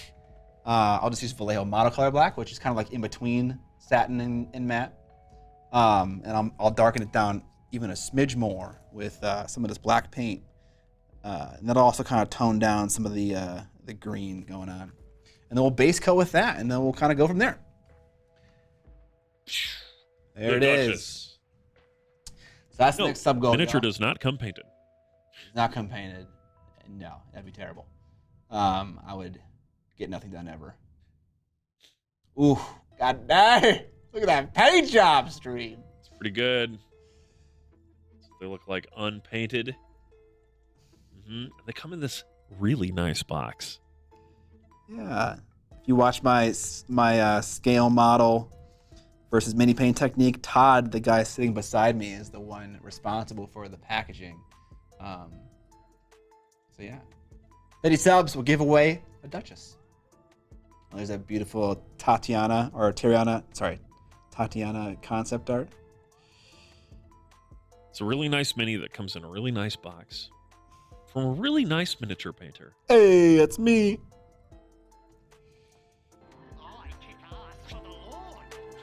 And so for the ones that aren't familiar, the way that we're doing this now is we just set a goal, and it's a rolling goal. So when we hit that sub goal, if it's this stream, if it's the next stream, that's when we do the next giveaway. Because it's the generosity of you guys and your subscriptions, particularly those Prime subs, delicious Prime subs that allow us to continue to do this. And for those that don't know, it's time for my daily walkthrough on how Prime subs work. If you have an Amazon Prime account, you don't know about this. This is the one neat trick that makes your favorite miniature painting YouTuber happy. You can link your Amazon Prime account to your Twitch account. Whoa! I know, it's mind-blowing. And by doing that, you can give away one free sub a month that costs you nothing additional. Nothing? Nothing. Brett Watson. We just had a couple come in. Xander Zone, Mr. Fudgers. They're all listening. They're all like, wow, I didn't know you could do that with Amazon Prime. Linking Twitch Prime is better than painting OSL, according to Exigent Midnight. And while I am not sure that I agree, I definitely agree. So yeah, you can link the two, and then you can, it doesn't have to be us. Obviously, we appreciate any contribution, but if you have another Twitch streamer you like more, that's fine. It's fine. It's fine. Is it fine? It's fine. Are we okay with that? It doesn't hurt that bad, Scott. It doesn't hurt that bad. But if you give it to us, It puts smiles on our faces. One neat trick, Jeff Bezos. Oh, you mentioned that in the podcast. I haven't listened to it. Yes. That book is a physical workout. I was going to mention that to John when he was lurking in the chat earlier. Maybe he's still around. The Way of Kings is, in fact, like a barbell that you can read. Why? Because it's just so heavy? That book is enormous, dude. Enormous? Yeah. I like that. A breakfast burrito with like 3,000 calories. So far, it's good. I haven't read that much of it because I've been working on a lot of stuff. But like what? What's your excuse? I have 3 jobs. That's a good starting point. I feel like I'm being blamed right now. I have 3 jobs. I have an Age of Sigmar army to paint that I've been procrastinating on, that I've had to assemble every bit of free time. I have friends who harass me to do things all the time too. God, fucking friends, am I right? I know, right? Sometimes I wish that I could just like be in my basement for a while. A long while. If I remember correctly, the second book is even bigger. Yeah, John mentioned that they just get longer and longer, which is not uncommon, truthfully, that series get longer with each book. But my point is just like, when I mentioned to John, oh yeah, that sounds good, I was just like thinking, oh yeah, it's probably like a 450, 500 page paperback. Nope, 1,018 pages or something. Book is big, real big. But what I've read so far, I like. I'm like 2 chapters in. The opening was real strong too. I was like, damn, 10 swords. All right, I'm down.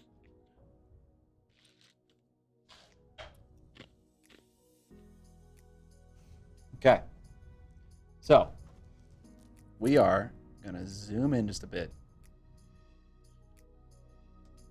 Did you make the zoom noises while you did it? Oh, nice, yeah. Speaking of zoom noises and sci-fi in general, anyone see the movie Gattaca? Did you just watch Gattaca for the first time, Scott? I watched Gattaca for the first time yesterday, last night. Pretty good movie. We actually had to watch that in school. What? That was, you know how teachers will do the bullshit day where you watch a movie? Yeah. That was the biology teacher's bullshit movie.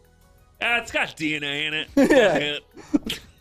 Yeah. I don't know if you remember. Do you remember the opening at all? Yes. Quite a interesting opening. My wife actually nailed it. She was like, "Is that hair? Like just falling down onto the ground? Yeah. Microscopically?" And it's like, in fact, it is. Yeah. Man, remember when movies had like opening sequences? Oh yeah, dude. Crediting people at the beginning of the movie, it's a fucking bold play. I think that, when that change first started happening and movies started getting away with opening title sequences and stuff, I was like, oh yeah, we can just get right into it. That's so cool. And now I definitely think that that's a creative mistake. I think that actually a long title card sequence helps put you in the frame of mind and tone of the movie before they launch you into the scenes. And I think that actually, if you really want to watch a film and take it in, I think that really helps. Yeah. It's also an opportunity for branding. Come on, everyone knows James Bond films, right? They had that sick intro. That they always have a special song done by a guest artist. So cool. Bond has always done, maybe not always, but Bond does like a cold open and then the opening song. You're right. And that works too. I mean, like everything's got its own stylistic choices. But I definitely, like, when I watch the Marvel movies and stuff, for instance, and I'm not a fan. I'm not a big fan. They're fine. I watch them. They're all right. But then they have these elaborate title sequences at the end of the movie. And I'm like, why not put this at the beginning? The way that films were made for, 70 years or whatever. Because they put all that work into the graphics that they put together. Like when they start the credits, the first, 5 minutes of the credits are some big animated set piece, and it feels like the opening to any movie made between 1960 and 1999. So I don't know, man. It's attention spans, man.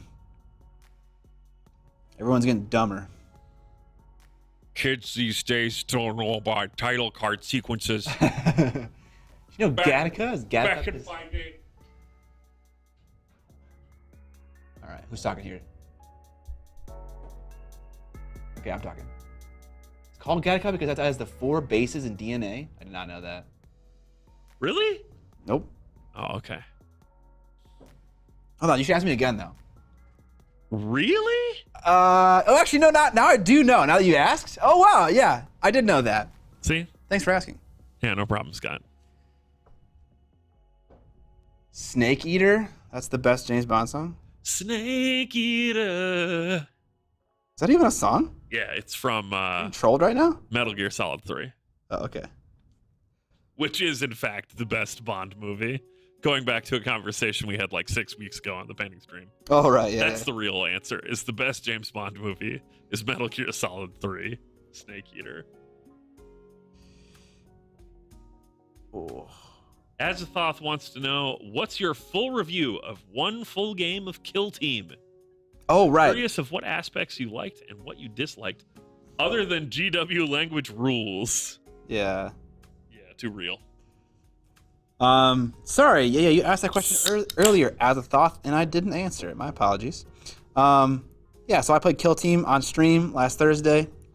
And yeah, what do I think about it? I don't know. I've been playing a lot of games lately, and I've been kind of starting to feel this. They're all, not all of them, but the ones that do well, I don't know, they're perfectly fine. Like, yeah, they're good, and I'm interested in playing them more. But the more games I play, and I've played a lot of games in the last like 2 or 3 months, not just miniature war games, but also board games. The more I play, it's kind of, the more I'm kind of just like, yeah, I could play this one. I'm not like blown away, I guess is what I'm saying. Kill Team didn't blow me away, but it also was one of the better GW games I'd ever played in a long time. Like a lot of GW games, I just play because the models are sick. But that one was kind of like, okay, I got to myself like actually enjoying this apart from the IP that it's nestled into.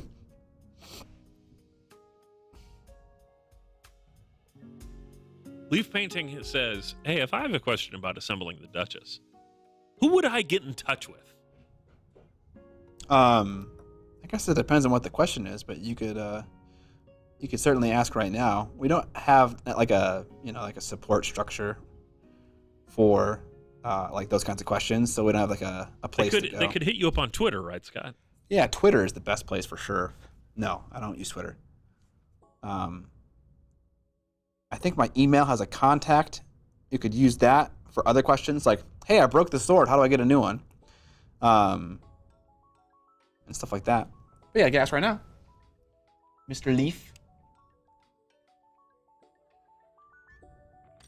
I feel like Kill Team is GW's most competitive focused game right now, especially as they try and move Underworlds to be more casual friendly.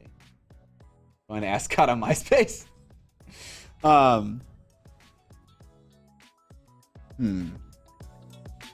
You know, I'm hot off the press of just watching this this video from Ash Barker, and he said something interesting. I don't know. He kind of made a claim that like none of the GW games are like super competitive, and that's okay. Like he even mentioned Kill Team and Warcry by name. I suppose I don't know that can't make sense. That's impossible. Because you know people are always gonna make it out to be competitive, you know. I don't even know what I'm saying right now. What am I saying? A bit lost right now. A bit frazzled right now, stream. Like I said, it's kind of a sassy day. Is it a sassy day? Yeah, because your brain's sassing you right now. Yeah, god damn it, dude. It's like, I'm not here. I'm doing my own thing. Warcry is definitely more casual than Kill Team, as Azathoth says. And there's definitely casual and narrative playways to play Kill Team. but the rule set suits itself to competitive play more than any other GW system. I'm curious. I have no idea if that's true. I'm curious how you arrived at that conclusion, Mr. Azathoth. Let me know. Scott, is that your mark? This is my mark. Okay. Give me a second. What's got you frazzled? Am I doing okay? Yeah, I'm doing great. I mean, I finished a video today. It's rendering right now. Probably already done. I was kind of rushing to get the stream started because I was like, I didn't have the model assembled and I knew I wanted to make a video of this process. Speaking of, I should be recording this. Oh, God. You need me to do some source recording? No, I'll just do it on the camera. So yeah, typically when I'm like, I feel like I'm kind of like behind or something like that, I can feel a little frazzled. Like, oh God, I gotta do all these things, and I'm not being my best maniac self at the moment. That's okay. I'm not like feeling bad or anything. I just had a couple deadlines in my brain that I'm not exactly hitting perfectly. Okay, so what I'm doing right now is just painting this power armor a nice cream color. And yeah, I should be recording something. How much SD card space do I got in this old cam? Probably not a lot. 5 minutes. Pog. Plenty. And it's a 16 gigabyte card. I kind of just grabbed it to put a LUT on it. So yeah, I'm using this rotting flesh and this Death World forest, a little bit of black, kind of just making this sickly cream color. And I'm picking this color because, yeah, sorry, the camera's gonna go in and out when I stop and start the recording. I'm picking this color because I plan to have a warm scheme and I want the cream armor to really kind of pop out. Is it still black? Oh, wow. It's still writing. Warcry is more casual because the missions are randomly created, which means some games you can just get Warcried and the game will end on turn 2. Also, there's not much in the way of shooting, which means it's basically a positioning and melee game. I'm curious about that Azathoth. I feel like the game I played a kill team, I got kill teamed. I have been kill teamed. Like if I had got the relic on either end of the map, and you said this in the game we played, Curtis had no prospects on the two ends of the board. So if I just had it and ran away with it and just didn't I played more safe, I could have easily won that scenario. So he says, keep in mind, you were playing a narrative mission, not a matched play mission. Okay, fair enough. Then that matters. Leaf Painting said, got a bend in the Duchess's sword, which is normal for thin resin pieces. I was planning on healing it with very hot water and then clamping it flat with pieces of cardstock and a bag clip. Any suggestions? I think that's too much work. What I would do, I would put a hairdryer in between my legs, point it up, turn it on, and then hold the sword over it and kind of just like run it over it, like kind of back and forth, and you'll see it. If you point it where like the tip is pointing up, you'll see gravity do its work, and that thing will slowly come down. You have to hold the other end, and that's when you know it's starting to get a little too hot. Miniac Code does not accept any liability or responsibility for burns or injuries suffered undertaking these actions. Thank you. Alternatively, you had a hot water idea. That's fine too. The thing that's nice about the hot water idea is that you can locally heat a very specific part of the blade and not heat any other part, whereas a hairdryer kind of throws heat everywhere. So if you just dip that sucker right in hot water, keep it there for like tepid water, keep it there for, I don't know, 10 seconds, 20 seconds, and then pull it out and kind of like give it a little gentle bend, support all sides of the thing, give it a little bend. It's going to naturally want to spring back to where it was. So you want to bend it beyond the point of straightness, and then it'll kind of bounce back to straight. Do that a couple times, 2-3 times, and you'll have a perfectly straight sword blade. I don't think you got to do the whole binder clip thing, though. That's too much work. Yeah, for something that thin in particular, it's, I think, pretty easy to pull that back to true on its own. Yeah. Okay. We're going to do some... Man, this chickie just got so much fabric on her. Okay, leather. We're going to paint the corset. Leather. The gloves. Chris creates in the chat. And also the chaps / whatever these things are on her shins. I'm gonna paint those Also, all it's kind of Rasputin, but not quite. Rasputin. Subscribing with Prime. Thanks to the sub. She's a Zoot Suit sister. Zoot Man, sister. you got to do some pinstripes. They're greaves. I thought greaves were like just like a boot that was like a knee high. I don't know though. What up, Krish? Void says, "Hi man, greetings from Poland. I'm challenging myself today is to paint all of the Lord of the Rings Journey into Middle Earth in 3 days. I started in 15 minutes. Any advice? Yeah, ask someone other than me. I don't know how to paint fast." Looks like Scott's speed paint guide. First paint a mini for 10 hours. Yep. I mean, that's literally what's happening right now. Is Right. Scott's doing his patented Scott Walter Miniac Co. speed paint process. Yep. Just take a long time to paint the first mini, really learn it inside and out, and then paint the rest of them for like an hour each.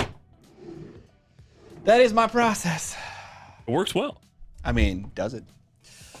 Okay. It sounds like I'm making fun of you, but I'm definitely not. Hydrax says, thanks for the sub. Appreciate it. 7 months in a row. Prime sub as well. Okay. Here's some Greaves, by the way. Just Googling Greaves. Yeah, okay. It's like the leg guard and knee guard. When I think of Greaves, I think of these ones right here that I've got popping up. Yeah, but it seems like it can also be fabric. So I would say that Greaves is an accurate name for what's going on here. But you know what? It isn't armor. She already has Greaves below it. It's more of like a Greaves cover.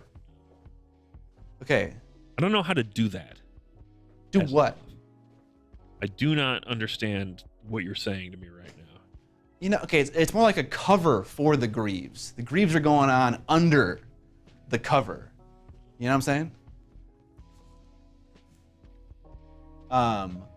Where the hell is my white paint? I don't know. I can't find it right now. So we'll just use my white ink.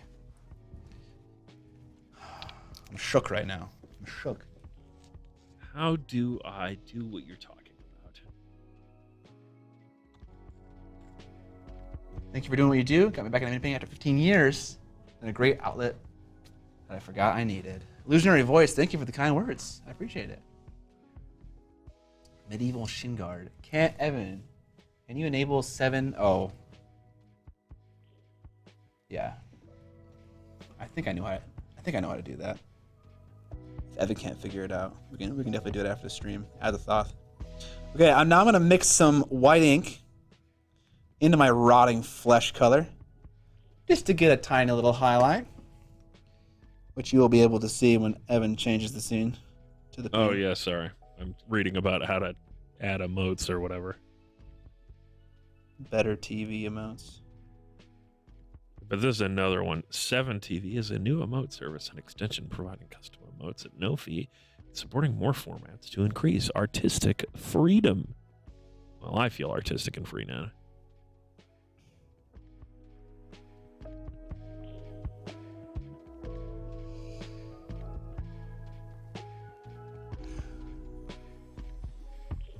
I don't necessarily need to spend a long time getting these blends nice, although I definitely struggle with wanting to make all the blends nice. Because this is a test model. I just want to get the color in the right spot and then see if it looks good with all the other colors when in the right spot.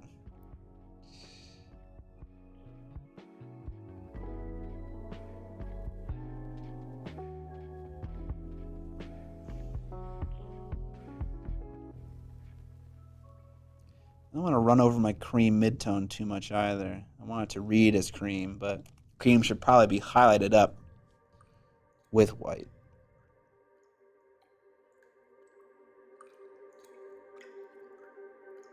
Oof.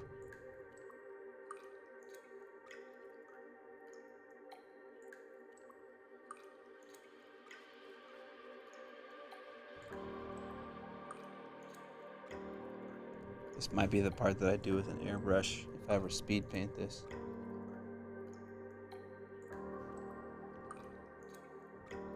As it does take quite a while. Selectus Studio asks, what do you do when you hate the test model? What do you do when you hate the test model? Well, you have to identify it early on in the process and then change it. So ideally, you start from a place that you know you're going to like, right? And so the easiest way to do that is just to start with a color that you really like on the largest part of the model, because that way it takes up the most surface area and you have the highest chance that it's going to look like something you want it to look like. And then each time you add a new color, you have to ask the question, does this look good now? Or does it still look good? Did I mess it up? And if you feel like you messed it up, you have to just bite the bullet right then and there and make a change. So if it's crap, then restart. Or don't restart, just repaint the part you just painted. You don't gotta restart.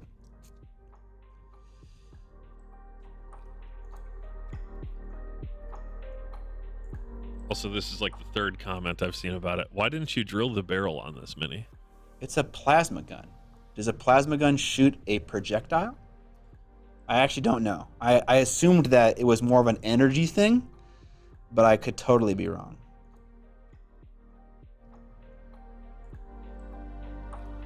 Don't ask me. I tend to strip and restart if it's not coming together after a certain point.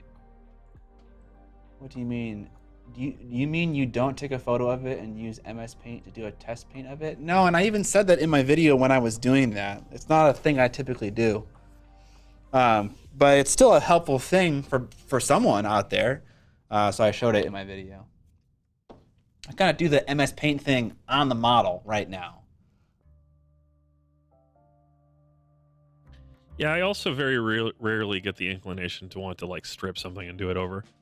You can just keep painting on top of stuff and not lose detail up to a certain point, obviously. But yeah, like, you know, if Scott decided that he didn't want to do cream here and actually wanted to do purple armor, you could just paint right over this and it would be of no issue right now. Yep, definitely.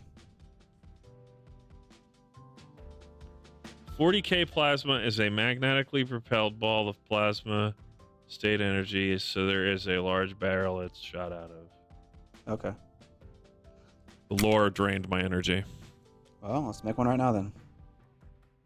Here we go.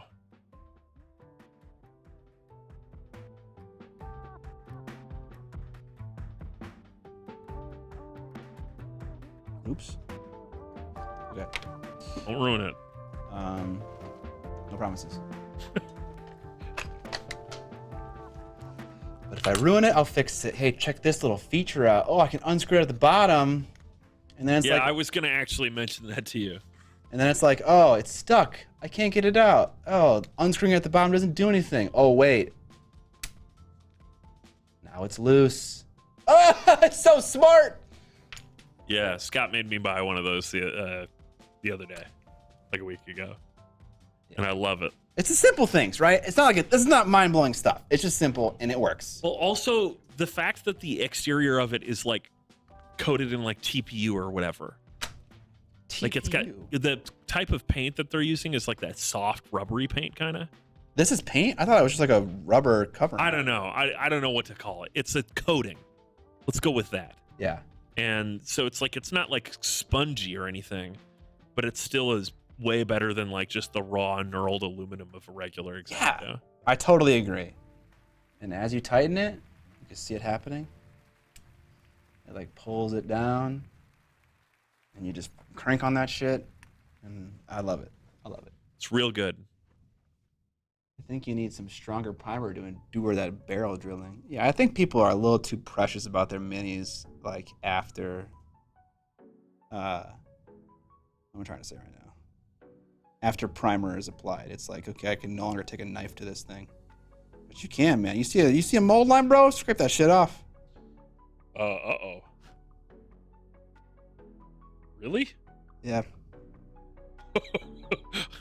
Okay. We have run out of space.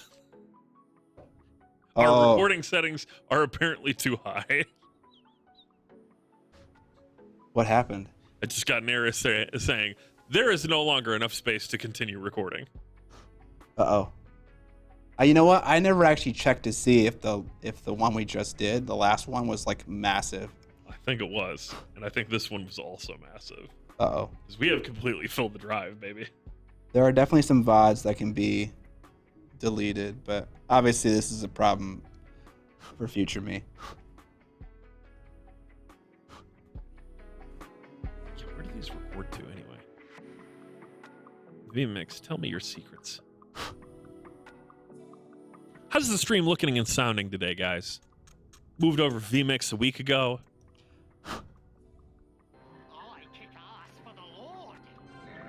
Seems like it's nice and smooth.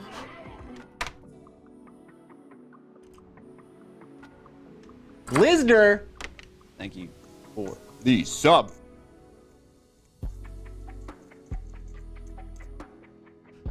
Look at that. I got a gun barrel now. Now all the trolls on the internet can't say anything. Just find something else to pick on you about. Yeah, they're good. They do it in love. Well, maybe.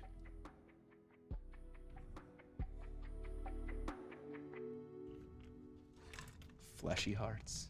What's the day today? Oh, okay. As I was talking about the UI. Yeah, I don't know. It was like some fleshy, meaty texture, and I kind of like changed it and added some bubbles and stuff to it. I was like, "What's a good painting over?" Like for the gaming too, it's so easy. What is going on? Gee, Evan just shouts out loud and it just terrifies me all the time. What the fuck is the problem? Scott doesn't like the fact that I react to things. Okay, you do more than react. Okay, that's true. But so Scott, we're gonna play a little game here. Okay, I already know what this guessing game is. Guess how large the file size of the last VOD was? Yeah, so we've been. I'll tell you, we've been live for about recording for about 2 hours. How big do you think the file from today is? 300 gigs. No, it's not that big. Oh, okay. Lower. Oh my god! How big? 103. 2 hours. 50 gigs an hour on these MKV files with default config. Yeah, we gotta just turn that slider down a bit. I think we're gonna turn that down. Spatsnat, is that the correct caliber barrel for a plasma?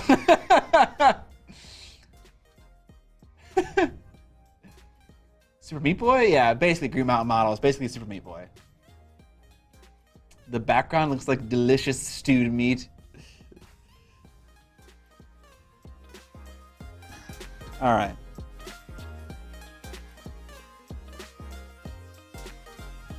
Okay, now let's think about some things. Let's think about what color we want. I don't know. I guess the leather.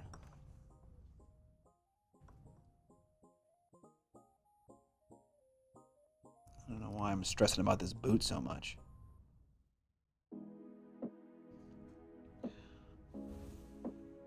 Brown? If I do brown, is that going to be bad? How about gray? How about a fun gray? How about a warm gray? Purple gray, green gray. Green gray is going to look too much like the other thing we got going on. How about a red gray? How about a blue? Let's do a gray blue. Let's do that. Okay, we're going to do a gray blue.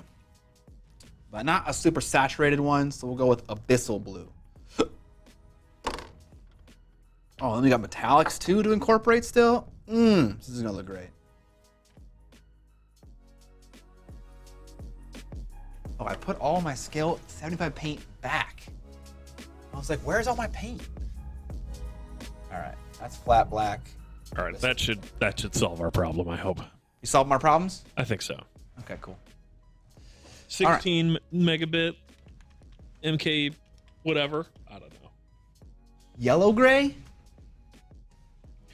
We could definitely do a little bit of yellow in the highlight when mixing a highlight. We could definitely do that. Dude, where is my Yosonia white tube paint? I am like panicking. I've had it for years. Is it with the pinks? The pinks? Your hot pink collection? Oh God, I hope not. It's just gone forever now. Paint Goblin got it. Paint Goblin. Fucking it's the same person that's stealing my goddamn socks. Leave me with one pair. No, that's your dogs. Painting any orcs for Orktober? You know, that was never something that I was super into doing. I got a bunch of orcs. Do you? Yeah, they came in the Dominion box. I'm going to sell them.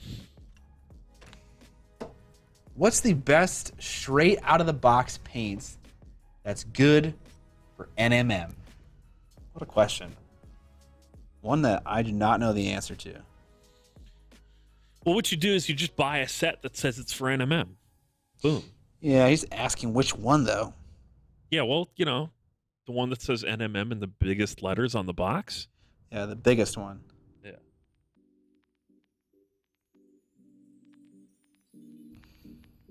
Okay. I am mixing black into my abyssal blue because I want it to be even colder than it already is. Dominion orcs are worth like 55. I don't know if that's bad or good. Dominion what? The orcs from the Dominion box.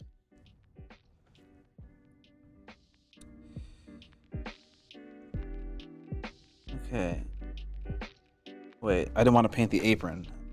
Not that. This stuff down here.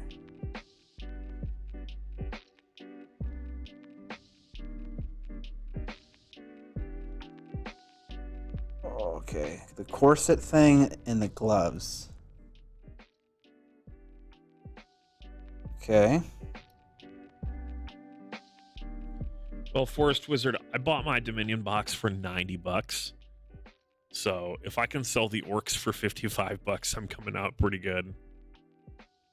I also have one of the other players in our league gave me the Stormcast half of a Dominion box almost entirely.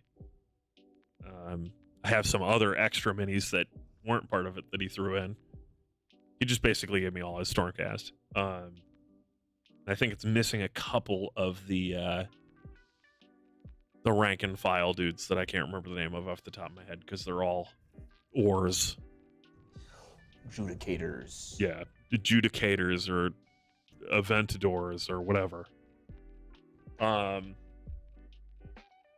Eviscerators. Yeah, Azathoth. Our local shops were blowing them out. Well, some of them were. I picked mine up at our friendly neighborhood Source Comics and Games. Anyway, so I have plenty of Stormcast. I don't really have any interest in the Cruel Boys, other than that big hero. But I have a feeling that the big hero is like the real value of that box anyway. Swamp Boggler boys. Yeah. They got torsos and arms longer than their legs. I offered to sell them to my definitely not brother-in-law last night for cheap because he bought the Dominion box to paint them. He really likes the Cruel Boys, but he's already done it. He doesn't need another set of them. So dang, you guys should have worked out a deal together. That's what I offered. I would have sold them to him for like $30. He wasn't having it. He's already done that. We split the Harrow Deep Nether Maze Heroes box last night though, so he got the orcs out of that, and I got the Stormcast lady with the lantern that I've been looking for. Nice. Yeah. Where'd you find it? The Source. Okay. Buy everything at the Source, Scott. Except food, because they don't sell food. Well, they do. If you try hard enough. Boggling. I love the gray and the greenish cream already. I think that's looking fun. I can see the rest of the model in my head, and I think we're on a good track right now. We're kind of deviating from what I imagined my other kill team was going to look like with their red candy armor, but that's okay. This deviation is fine. Kitten, they don't actually have candy at the source. They used to. And they may sometime again in the future, but generally they do not carry any food items. They have drinks, though. They have several fridges full of drinks. Yeah. They used to carry nut goodies.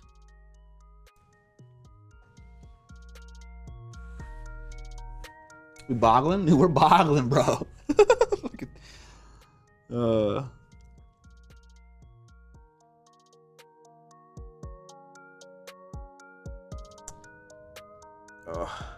made too thin a mixture of paint on my palette. Now it's drying out. Okay. Okay, so this sleeve thing is the same thing as you see on all Sisters of Battle. You just can't see like the slack in the elbow because her elbow is faced inward. Like you can see the slack in that fabric over here on this elbow because that arm's pointed up, but the other one, not so much. Okay. We're actually, is this smart? Yeah, this is smart. Okay, we're gonna grab I believe Arctic Blue is the name of the color from Scale 75. I don't know of another one. There's gotta be other colors like this in other ranges, but it's just a very pale blue that will then mix the highlights for our leather. And in fact, I probably could have just mixed that into the black, and then over time it would have gotten colder and colder, and that would have been the subtlety that I was after. Shredder or Shreeder, thanks for the sub, appreciate it. Tier 1 for 6 months in advance? I didn't know you could do that. Yeah, you can buy subs in advance, which is what I was encouraging people to do last month when subs were on sale for them. Oh wow, that's fucking big brain. I know. Sorry, Shredder. You missed the sale, but we appreciate the sub 6 months in advance. You're paid up through next year. Damn. And hey, for those that don't know, if you're subscribed, you get access to the very exclusive Miniac Discord, where you can interact with a lot of the same people that are in the chat here. That might be a selling point or not a selling point.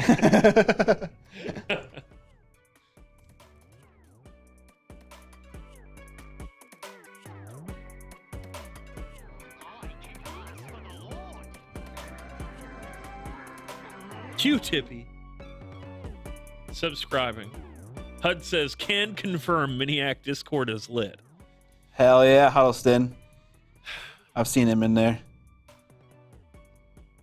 Huddleston is one of our more active participants. Not the most active. Who's the most active Miniac server participant? Probably. Right now. Oh, let's go in there. You know, because if we had to see who has the most messages sent in the server, it's me. But I would definitely not say that I'm the most active in the server. Oh, no, definitely not. Definitely not. You're active enough. That's what matters. Thank you.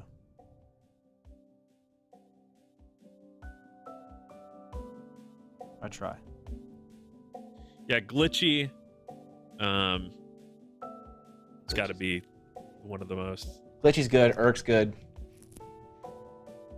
Koreg is very active. Some of the channels have specific people that are active in them. You know, like the painting channel has like kind of like a community of its own. I mean, the server is a community of its own. It is, but certain people like to live in certain channels more than other ones. It's definitely true.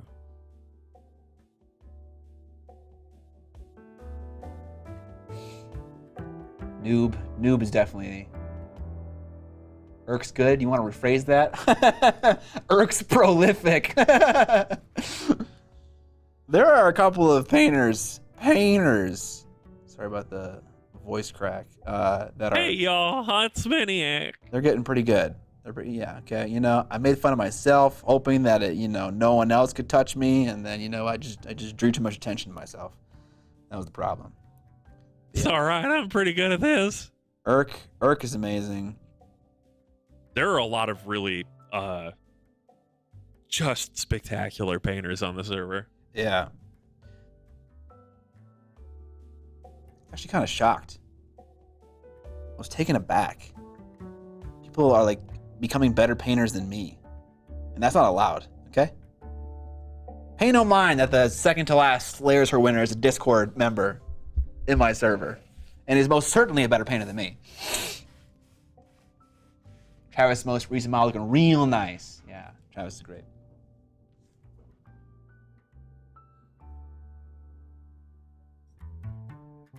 Green Mountain Models. All you have to do is subscribe, and then you get access to the illustrious server. The illustrious, yes. Obviously, being part of this server is going to make you a better painter. Just cause. Huddleston, can you confirm, please?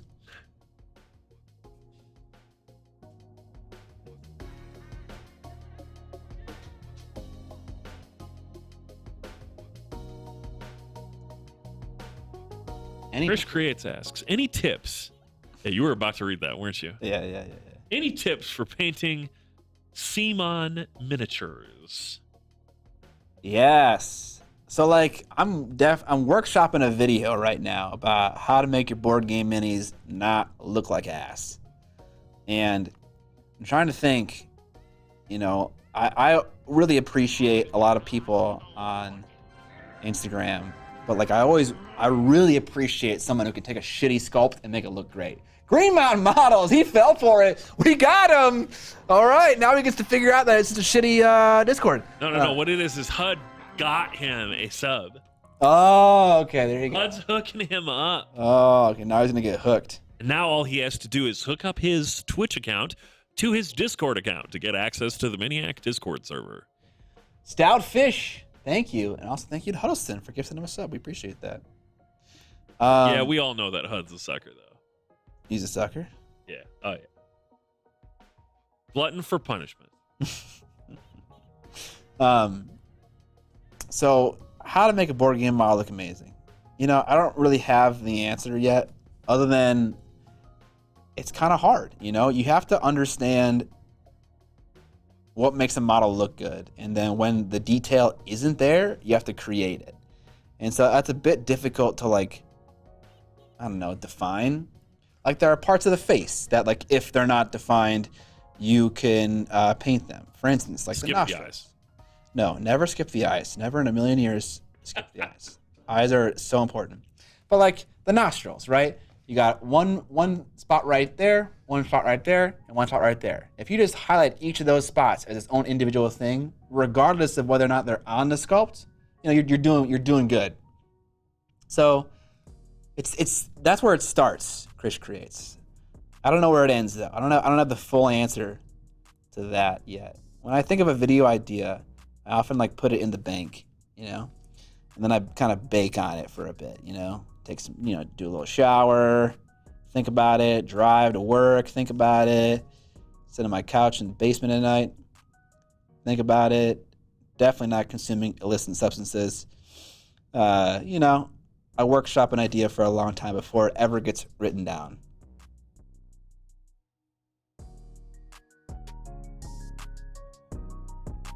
I haven't seen anyone ask about it today, but I figure it's good to get the update out there. How are things going with the Kickstarter, Scott? Someone, if you go look at the most recent comment on the Kickstarter, there is someone who's very angry with me. Ooh. They were like, "Where's my box?" In like more words. All right, in less words than what he said. He was upset that he didn't get his box yet. And the projected delivery date is November. And so I kindly reminded him that it's, you know, not November yet. That you still have 2 months to make that happen? Yeah, so, right. The only update I have, everything is still churning along very nicely. The update that I have, though, is that I finally found a solution for getting those cool... Where's the box? Getting those cool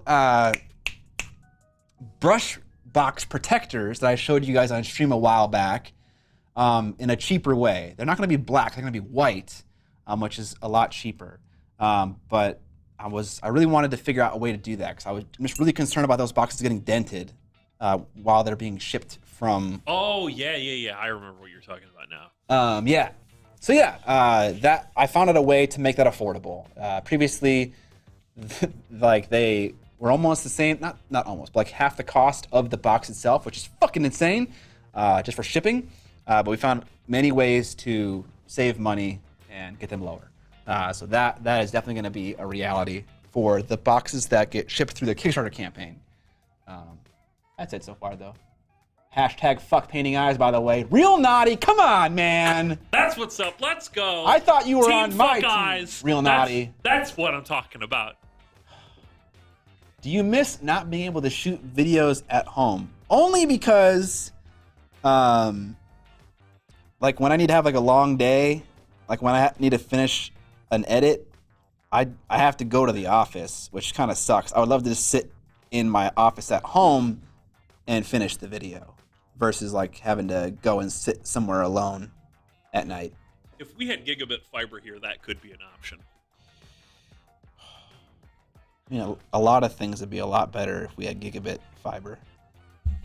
Someone hook us up with gigabit fiber, please. USNet, if you're watching the stream, please move your fucking service to where I am. USNet, CenturyLink, I don't care. If it's got a fiber optic cable, and I can plug that sweet thing into our network, I would be so happy. So happy. Team eye patches. Yeah, all my minis have double eye patches, Scott. Problem solved. You've talked about having an at-home hobby desk.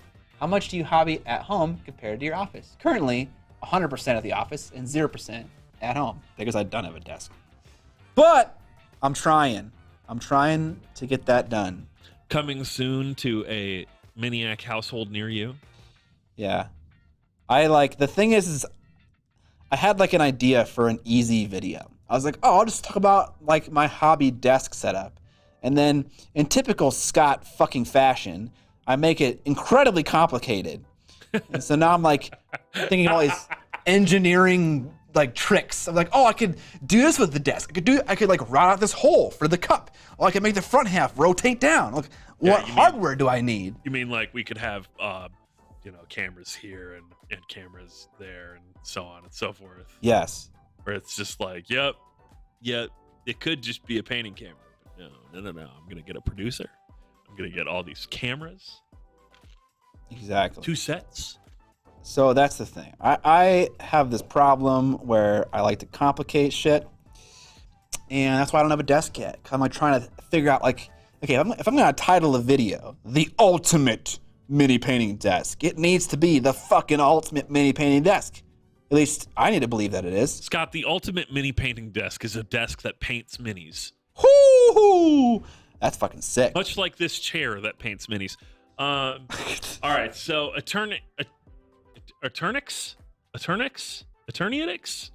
whatever. I'm trying, all right? You tried, okay. That's all you can ask for. They had a good question. I'd love to know how Scott never seems to have to fight his paint. Every time I paint, I feel like it's either glue on the brush or I thin it and it turns into water and doesn't adhere where I put it.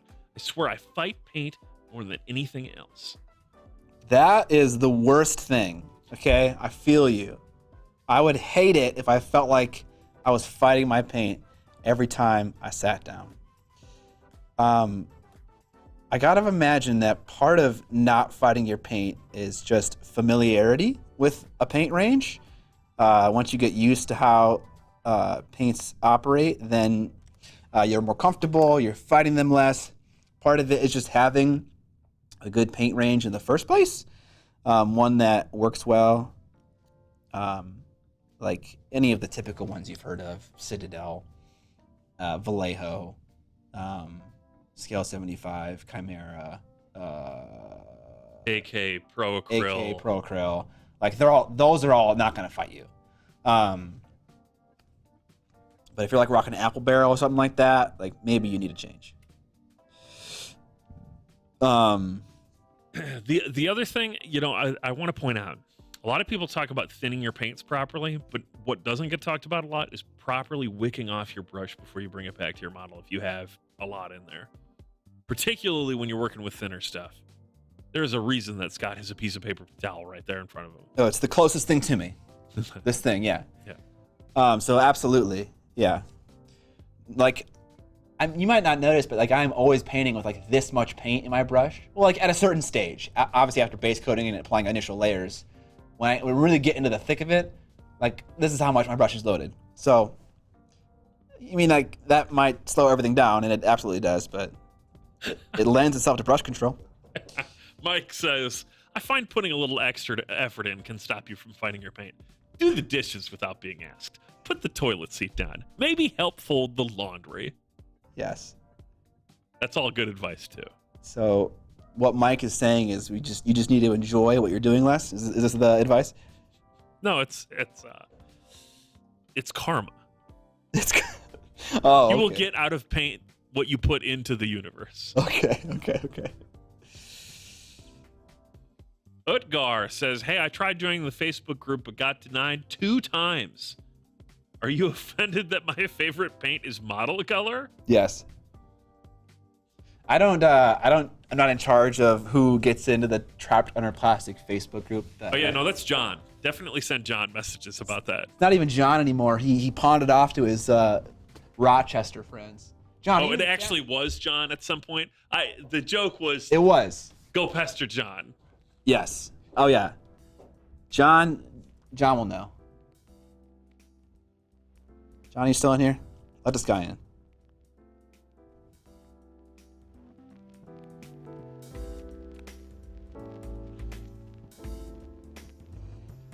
Okay. I'm liking what the gray is looking like. It's not anywhere near done, but I think it needs to be more blue. And so this is kind of like the experimental process that I was referring to earlier. The gray is nice. I like how it interacts with the cream. I like how the parts of the model that I picked to break up are breaking the model up so far. I'm always going to know more when I paint more of the model.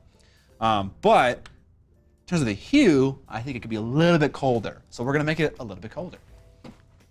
And to do that, we have many options. We could use inks. We could use glazes from GW, like the glaze product that's discontinued. We could use acrylic paint. We could use a contrast paint. We could use an instant paint. We could use a speed paint. There's so many options here. We could use an oil wash. I'm not gonna do that. I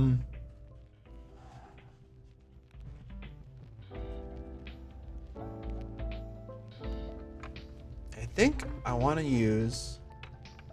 If I had a dark blue ink, that's what I would use right now.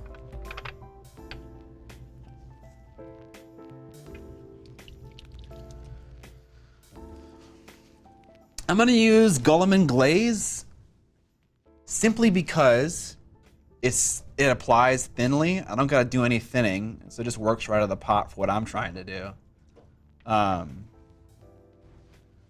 Hoping those Vallejo Express paints turn out well. Oh my God, are they also getting in on this? Oh yeah. They call it Express paints? Yeah, Vallejo Express, baby. I watched the demo video, and I'm thinking that it's the contrast killer. Oh, shut up. None of them are contrast killers, dude. The contrast killer. No, my glaze. They're all going to coexist. What's the core difference between speed and contrast paint? Nothing. They are targeting the exact same audience and doing the exact same thing. The only thing that's different is the recipe. Yeah.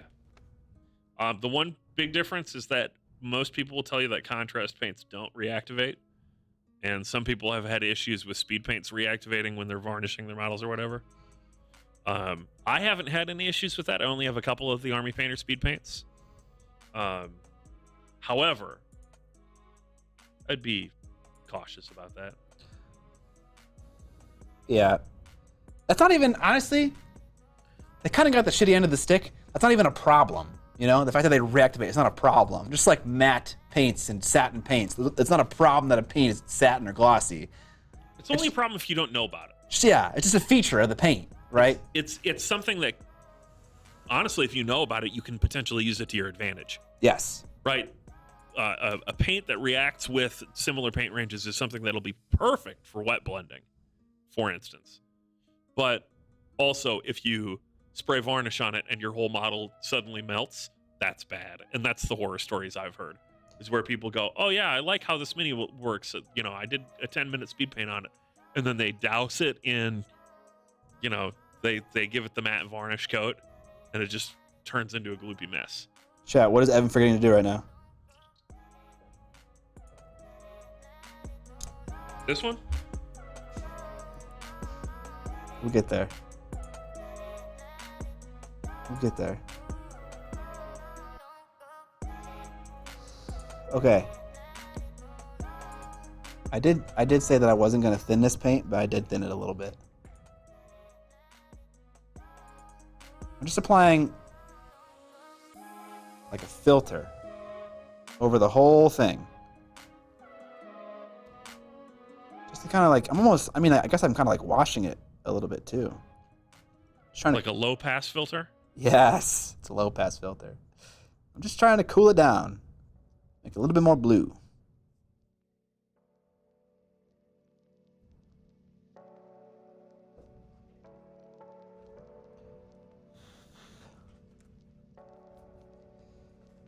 Ugh.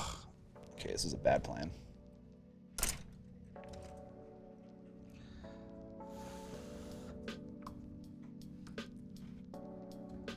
I can always tell that we're streaming.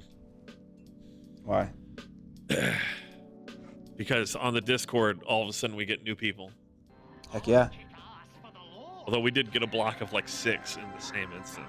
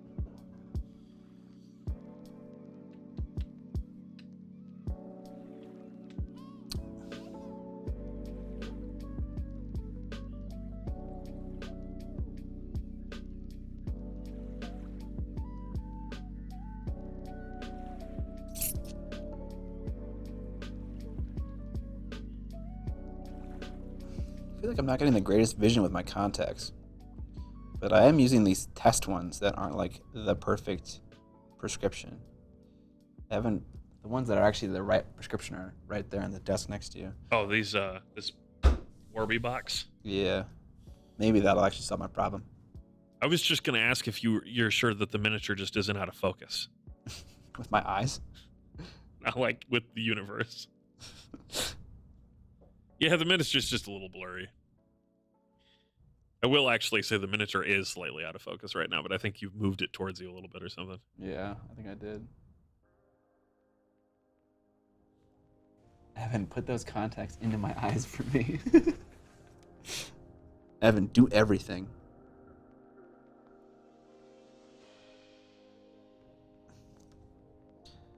Okay, cool. I'm not gonna spend any more time on it. I can definitely I could definitely blend this leather cover greave for a lot longer, but we're gonna move on. So this cape is gigantic, and I'm concerned about it a little bit. It's gonna be a very dominating color in the scheme, so it needs to be like, you know, kind of important. And maybe the apron thing gets painted the same color as the cloak, because while it is a very dominating color, the model, I don't know, it's mostly on the back of the model, right? Which isn't like something we really care about. Russell Angelo. Do burgundy and then do some sort of freehand thing on top of it, like a cross or something. Yeah, I don't want to do that. I don't know about that. I don't know about that. Birds of a feather flock together. 36 months. Russell Angelos. Thank you, sir. Hot pink cape. TMM hot pink. Whoa.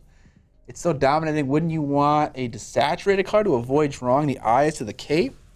There's a couple ways you could do it, right? If you wanted to paint the cape burgundy, or like a color you cared about. See you later, leaf painting. See you, leaf painting? Good hanging out. You could make the bottom part darker and then brighten it up once you got to the shoulders. Honestly, the back is dead to me. It can be whatever color you want it to be. But if you wanted to use a more vibrant color, just make it a little bit darker toward the bottom and get brighter toward the top. That definitely lifts everything up toward the face.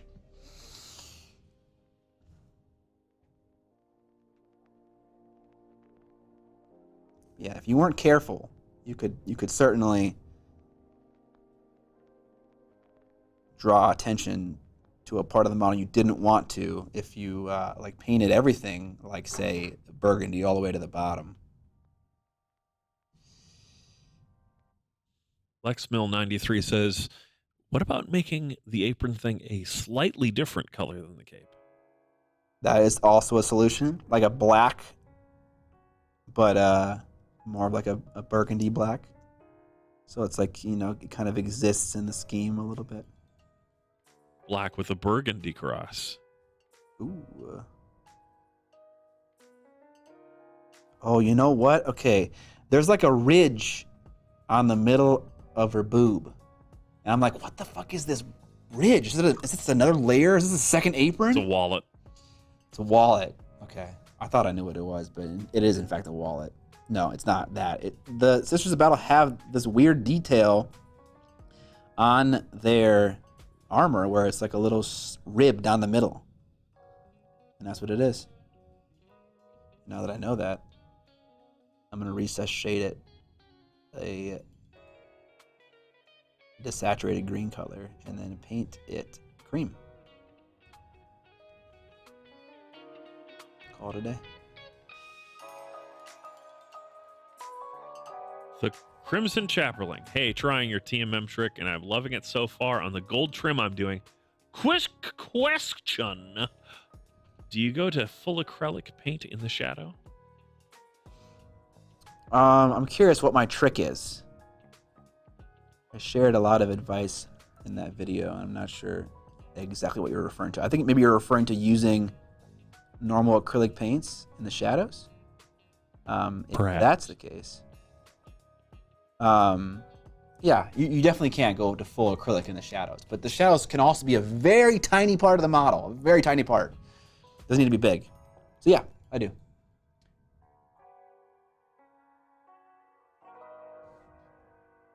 Oh my god! Viewer picked up a Miniac sticker pack. Thank you. Has anyone confirmed in the chat, Evan, that you've seen that has I have not seen an order come through that has a name associated with it. I mean, has anyone in the chat been like, hey, I did the name thing, it didn't work? No, I haven't seen that yet. Frig.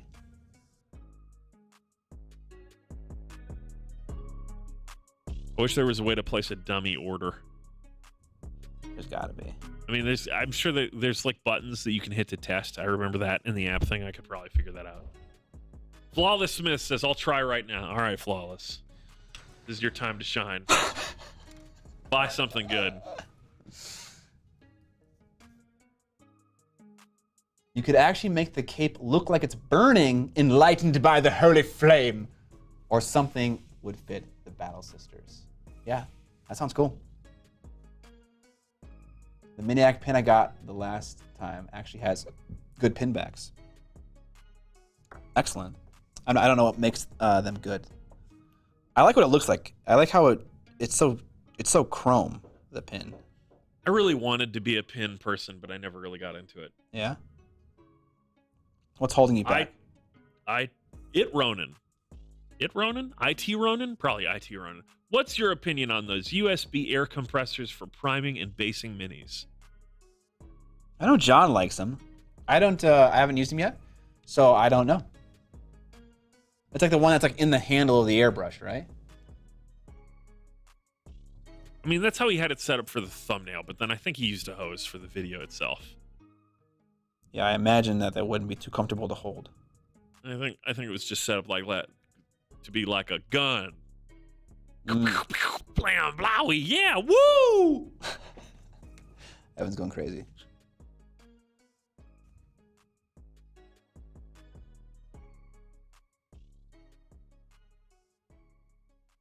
Mr. Not So Sinister says, "Hi all. I can never catch you actually streaming." He lied. He's here. He's caught us streaming. Liar. Liar. With my schedule. So third stream in tonight after 17 months of subbing. Anyhow, can you direct me to a place to get nice and different minis for a high fantasy setting 32mm scale? Viewer picking up masterclass how to paint the Duchess. God damn it! Yes, I did explode into childish noises.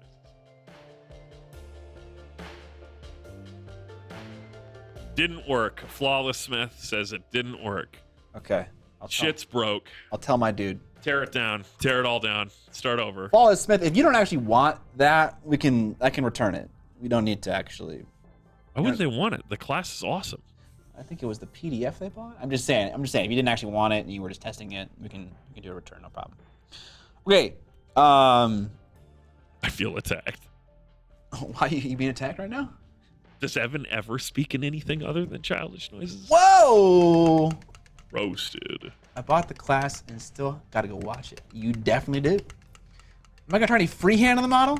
I'm using audio only. I am not albino black 3 sheep. He's not, but I keep encouraging him to do it. You know, it's I'm gonna not. try and bait him into doing freehand on his whole squad. I forgot to paint, or I forgot to record more of the process. I got to pretend that I am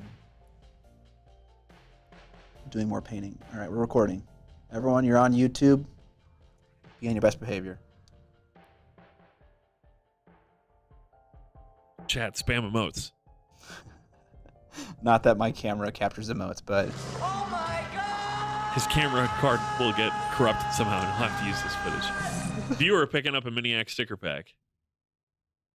You should use some of the stream footage in your video. I do. Like more of it. Oh.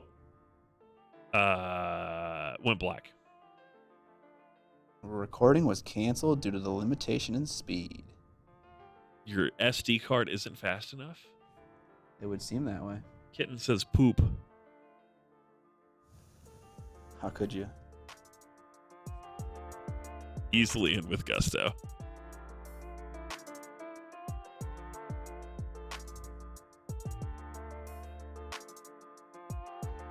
I broke the fee by buying those stickers. Are we talking about Justin TV? I remember Justin TV. Justin TV. I still own a perpetual license to XSplit. Back when that was like the only way for a consumer to stream. Yeah, I remember that.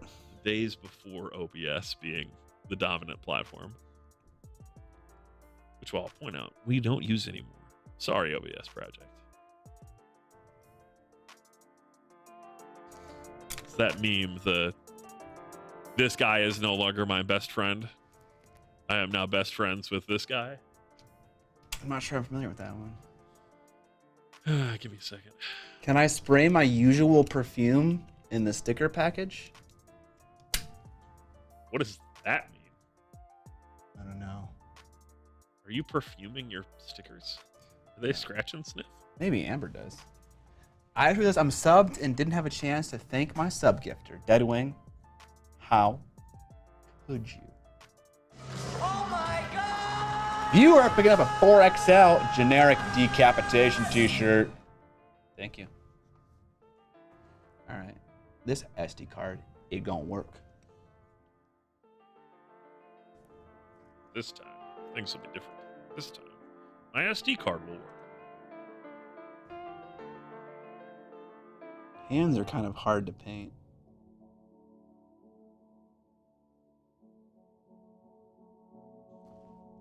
For some reason, I have like an inclination to want to like highlight toward the knuckles, even when they're facing down, which then leaves a very dark spot at the top of the hand. So I'm like having to like highlight the fingers where they would be at the top of the hand. If that makes any sense. So this is the meme I was referring to, Scott. Oh yes, educate me. I've never seen this. You've never Oh wait, no, okay, yeah. Yeah. Oh, Friendship ended with OBS. Now VMix is my best friend. I love that. That's great. Sorry, my camera's moving. If that sword is glowy, that would cast some light on those ridges, right? OSL? You are right. Tabletop miniatures? If I was doing OSL, that would be a consideration that I would have. Chat, you're supposed to help him with his scheme. It even says so in the message. So what I need you to do right now is to muster all your energy together. We're going to get Scott to have to paint OSL and freehand on his whole kill team in 2 days. Yeah. It's happening. I mean, if you want another video where Miniac fails to complete the thing that he set out to do, I can try. Yeah. That's rough, man. I mean, it's rough and true. A little bit, yeah.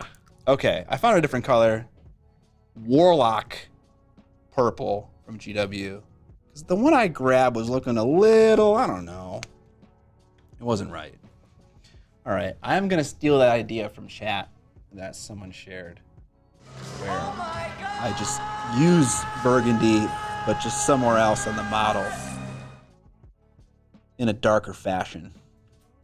So I'm going to mix some of this abyssal blue into my Warlock purple.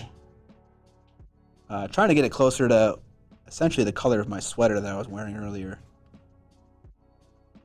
All right, and then we're going to paint this thing in the middle of her chest. And I have to leave soon because I have dinner plans with my wife. But painting this will give us an idea about what these three colors, this greenish cream, this bluish gray, and this magenta or this burgundy are gonna look like together. Because right now I'm painting on the mid-tone, which typically is not what I do. Typically I start with the shadow, but that takes a while to kind of build up. And I want to see what this looks like right now.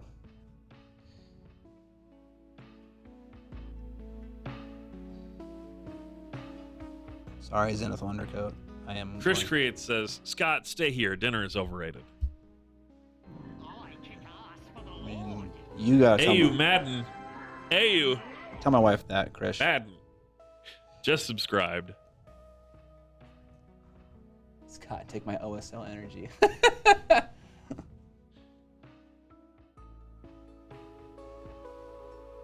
Scott, the people are demanding it.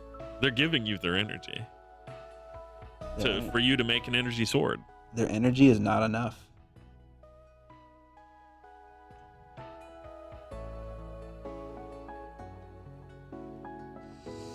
Thanks, Epic Duck Studios.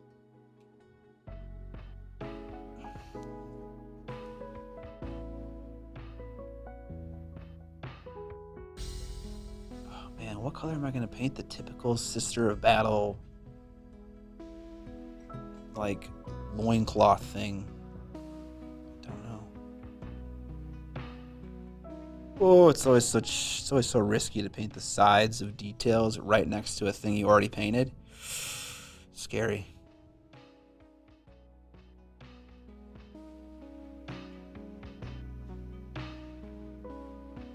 The Crimson Chaperling said, Evan just said freehand. It doesn't have to be good freehand.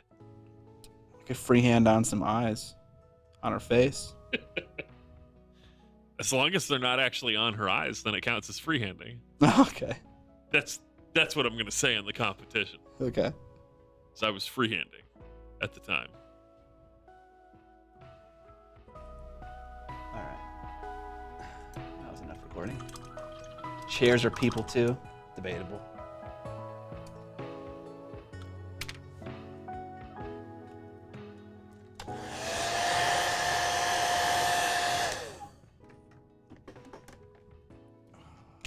Okay. Let's get one more layer of paint. Paint eyes into the skull on the sword handle.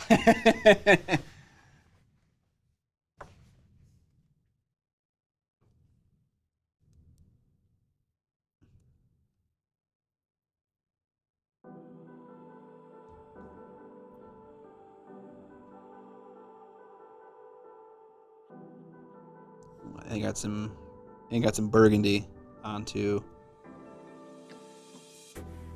something else I didn't want to get burgundy onto. Oh well.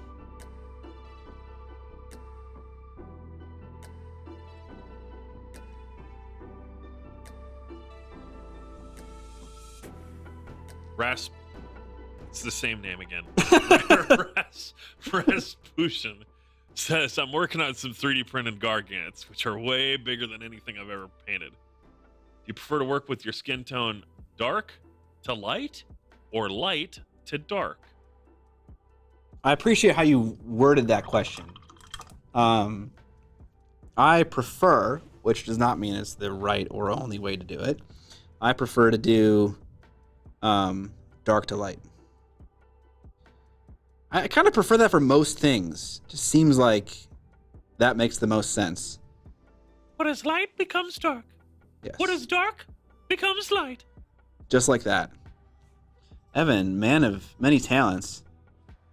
He's got the lowest voice and also a cracking falsetto too, apparently. It's true.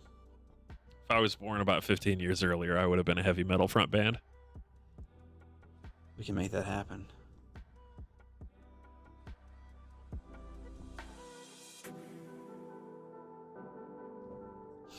Okay. I know it's not much. But in my head, this is working.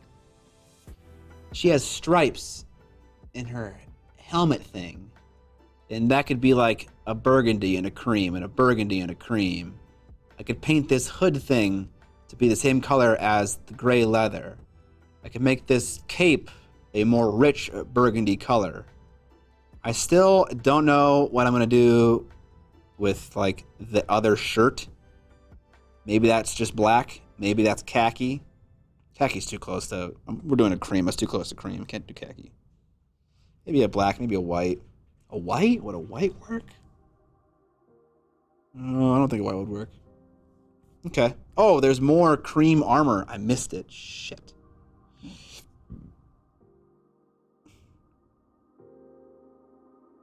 This is actually going to help to link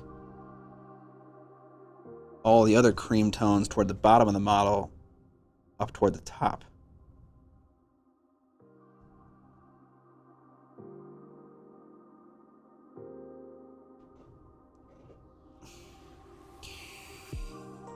Okay. I'm not hating it. Oh, what I am hating is that I messed up the fucking glove here.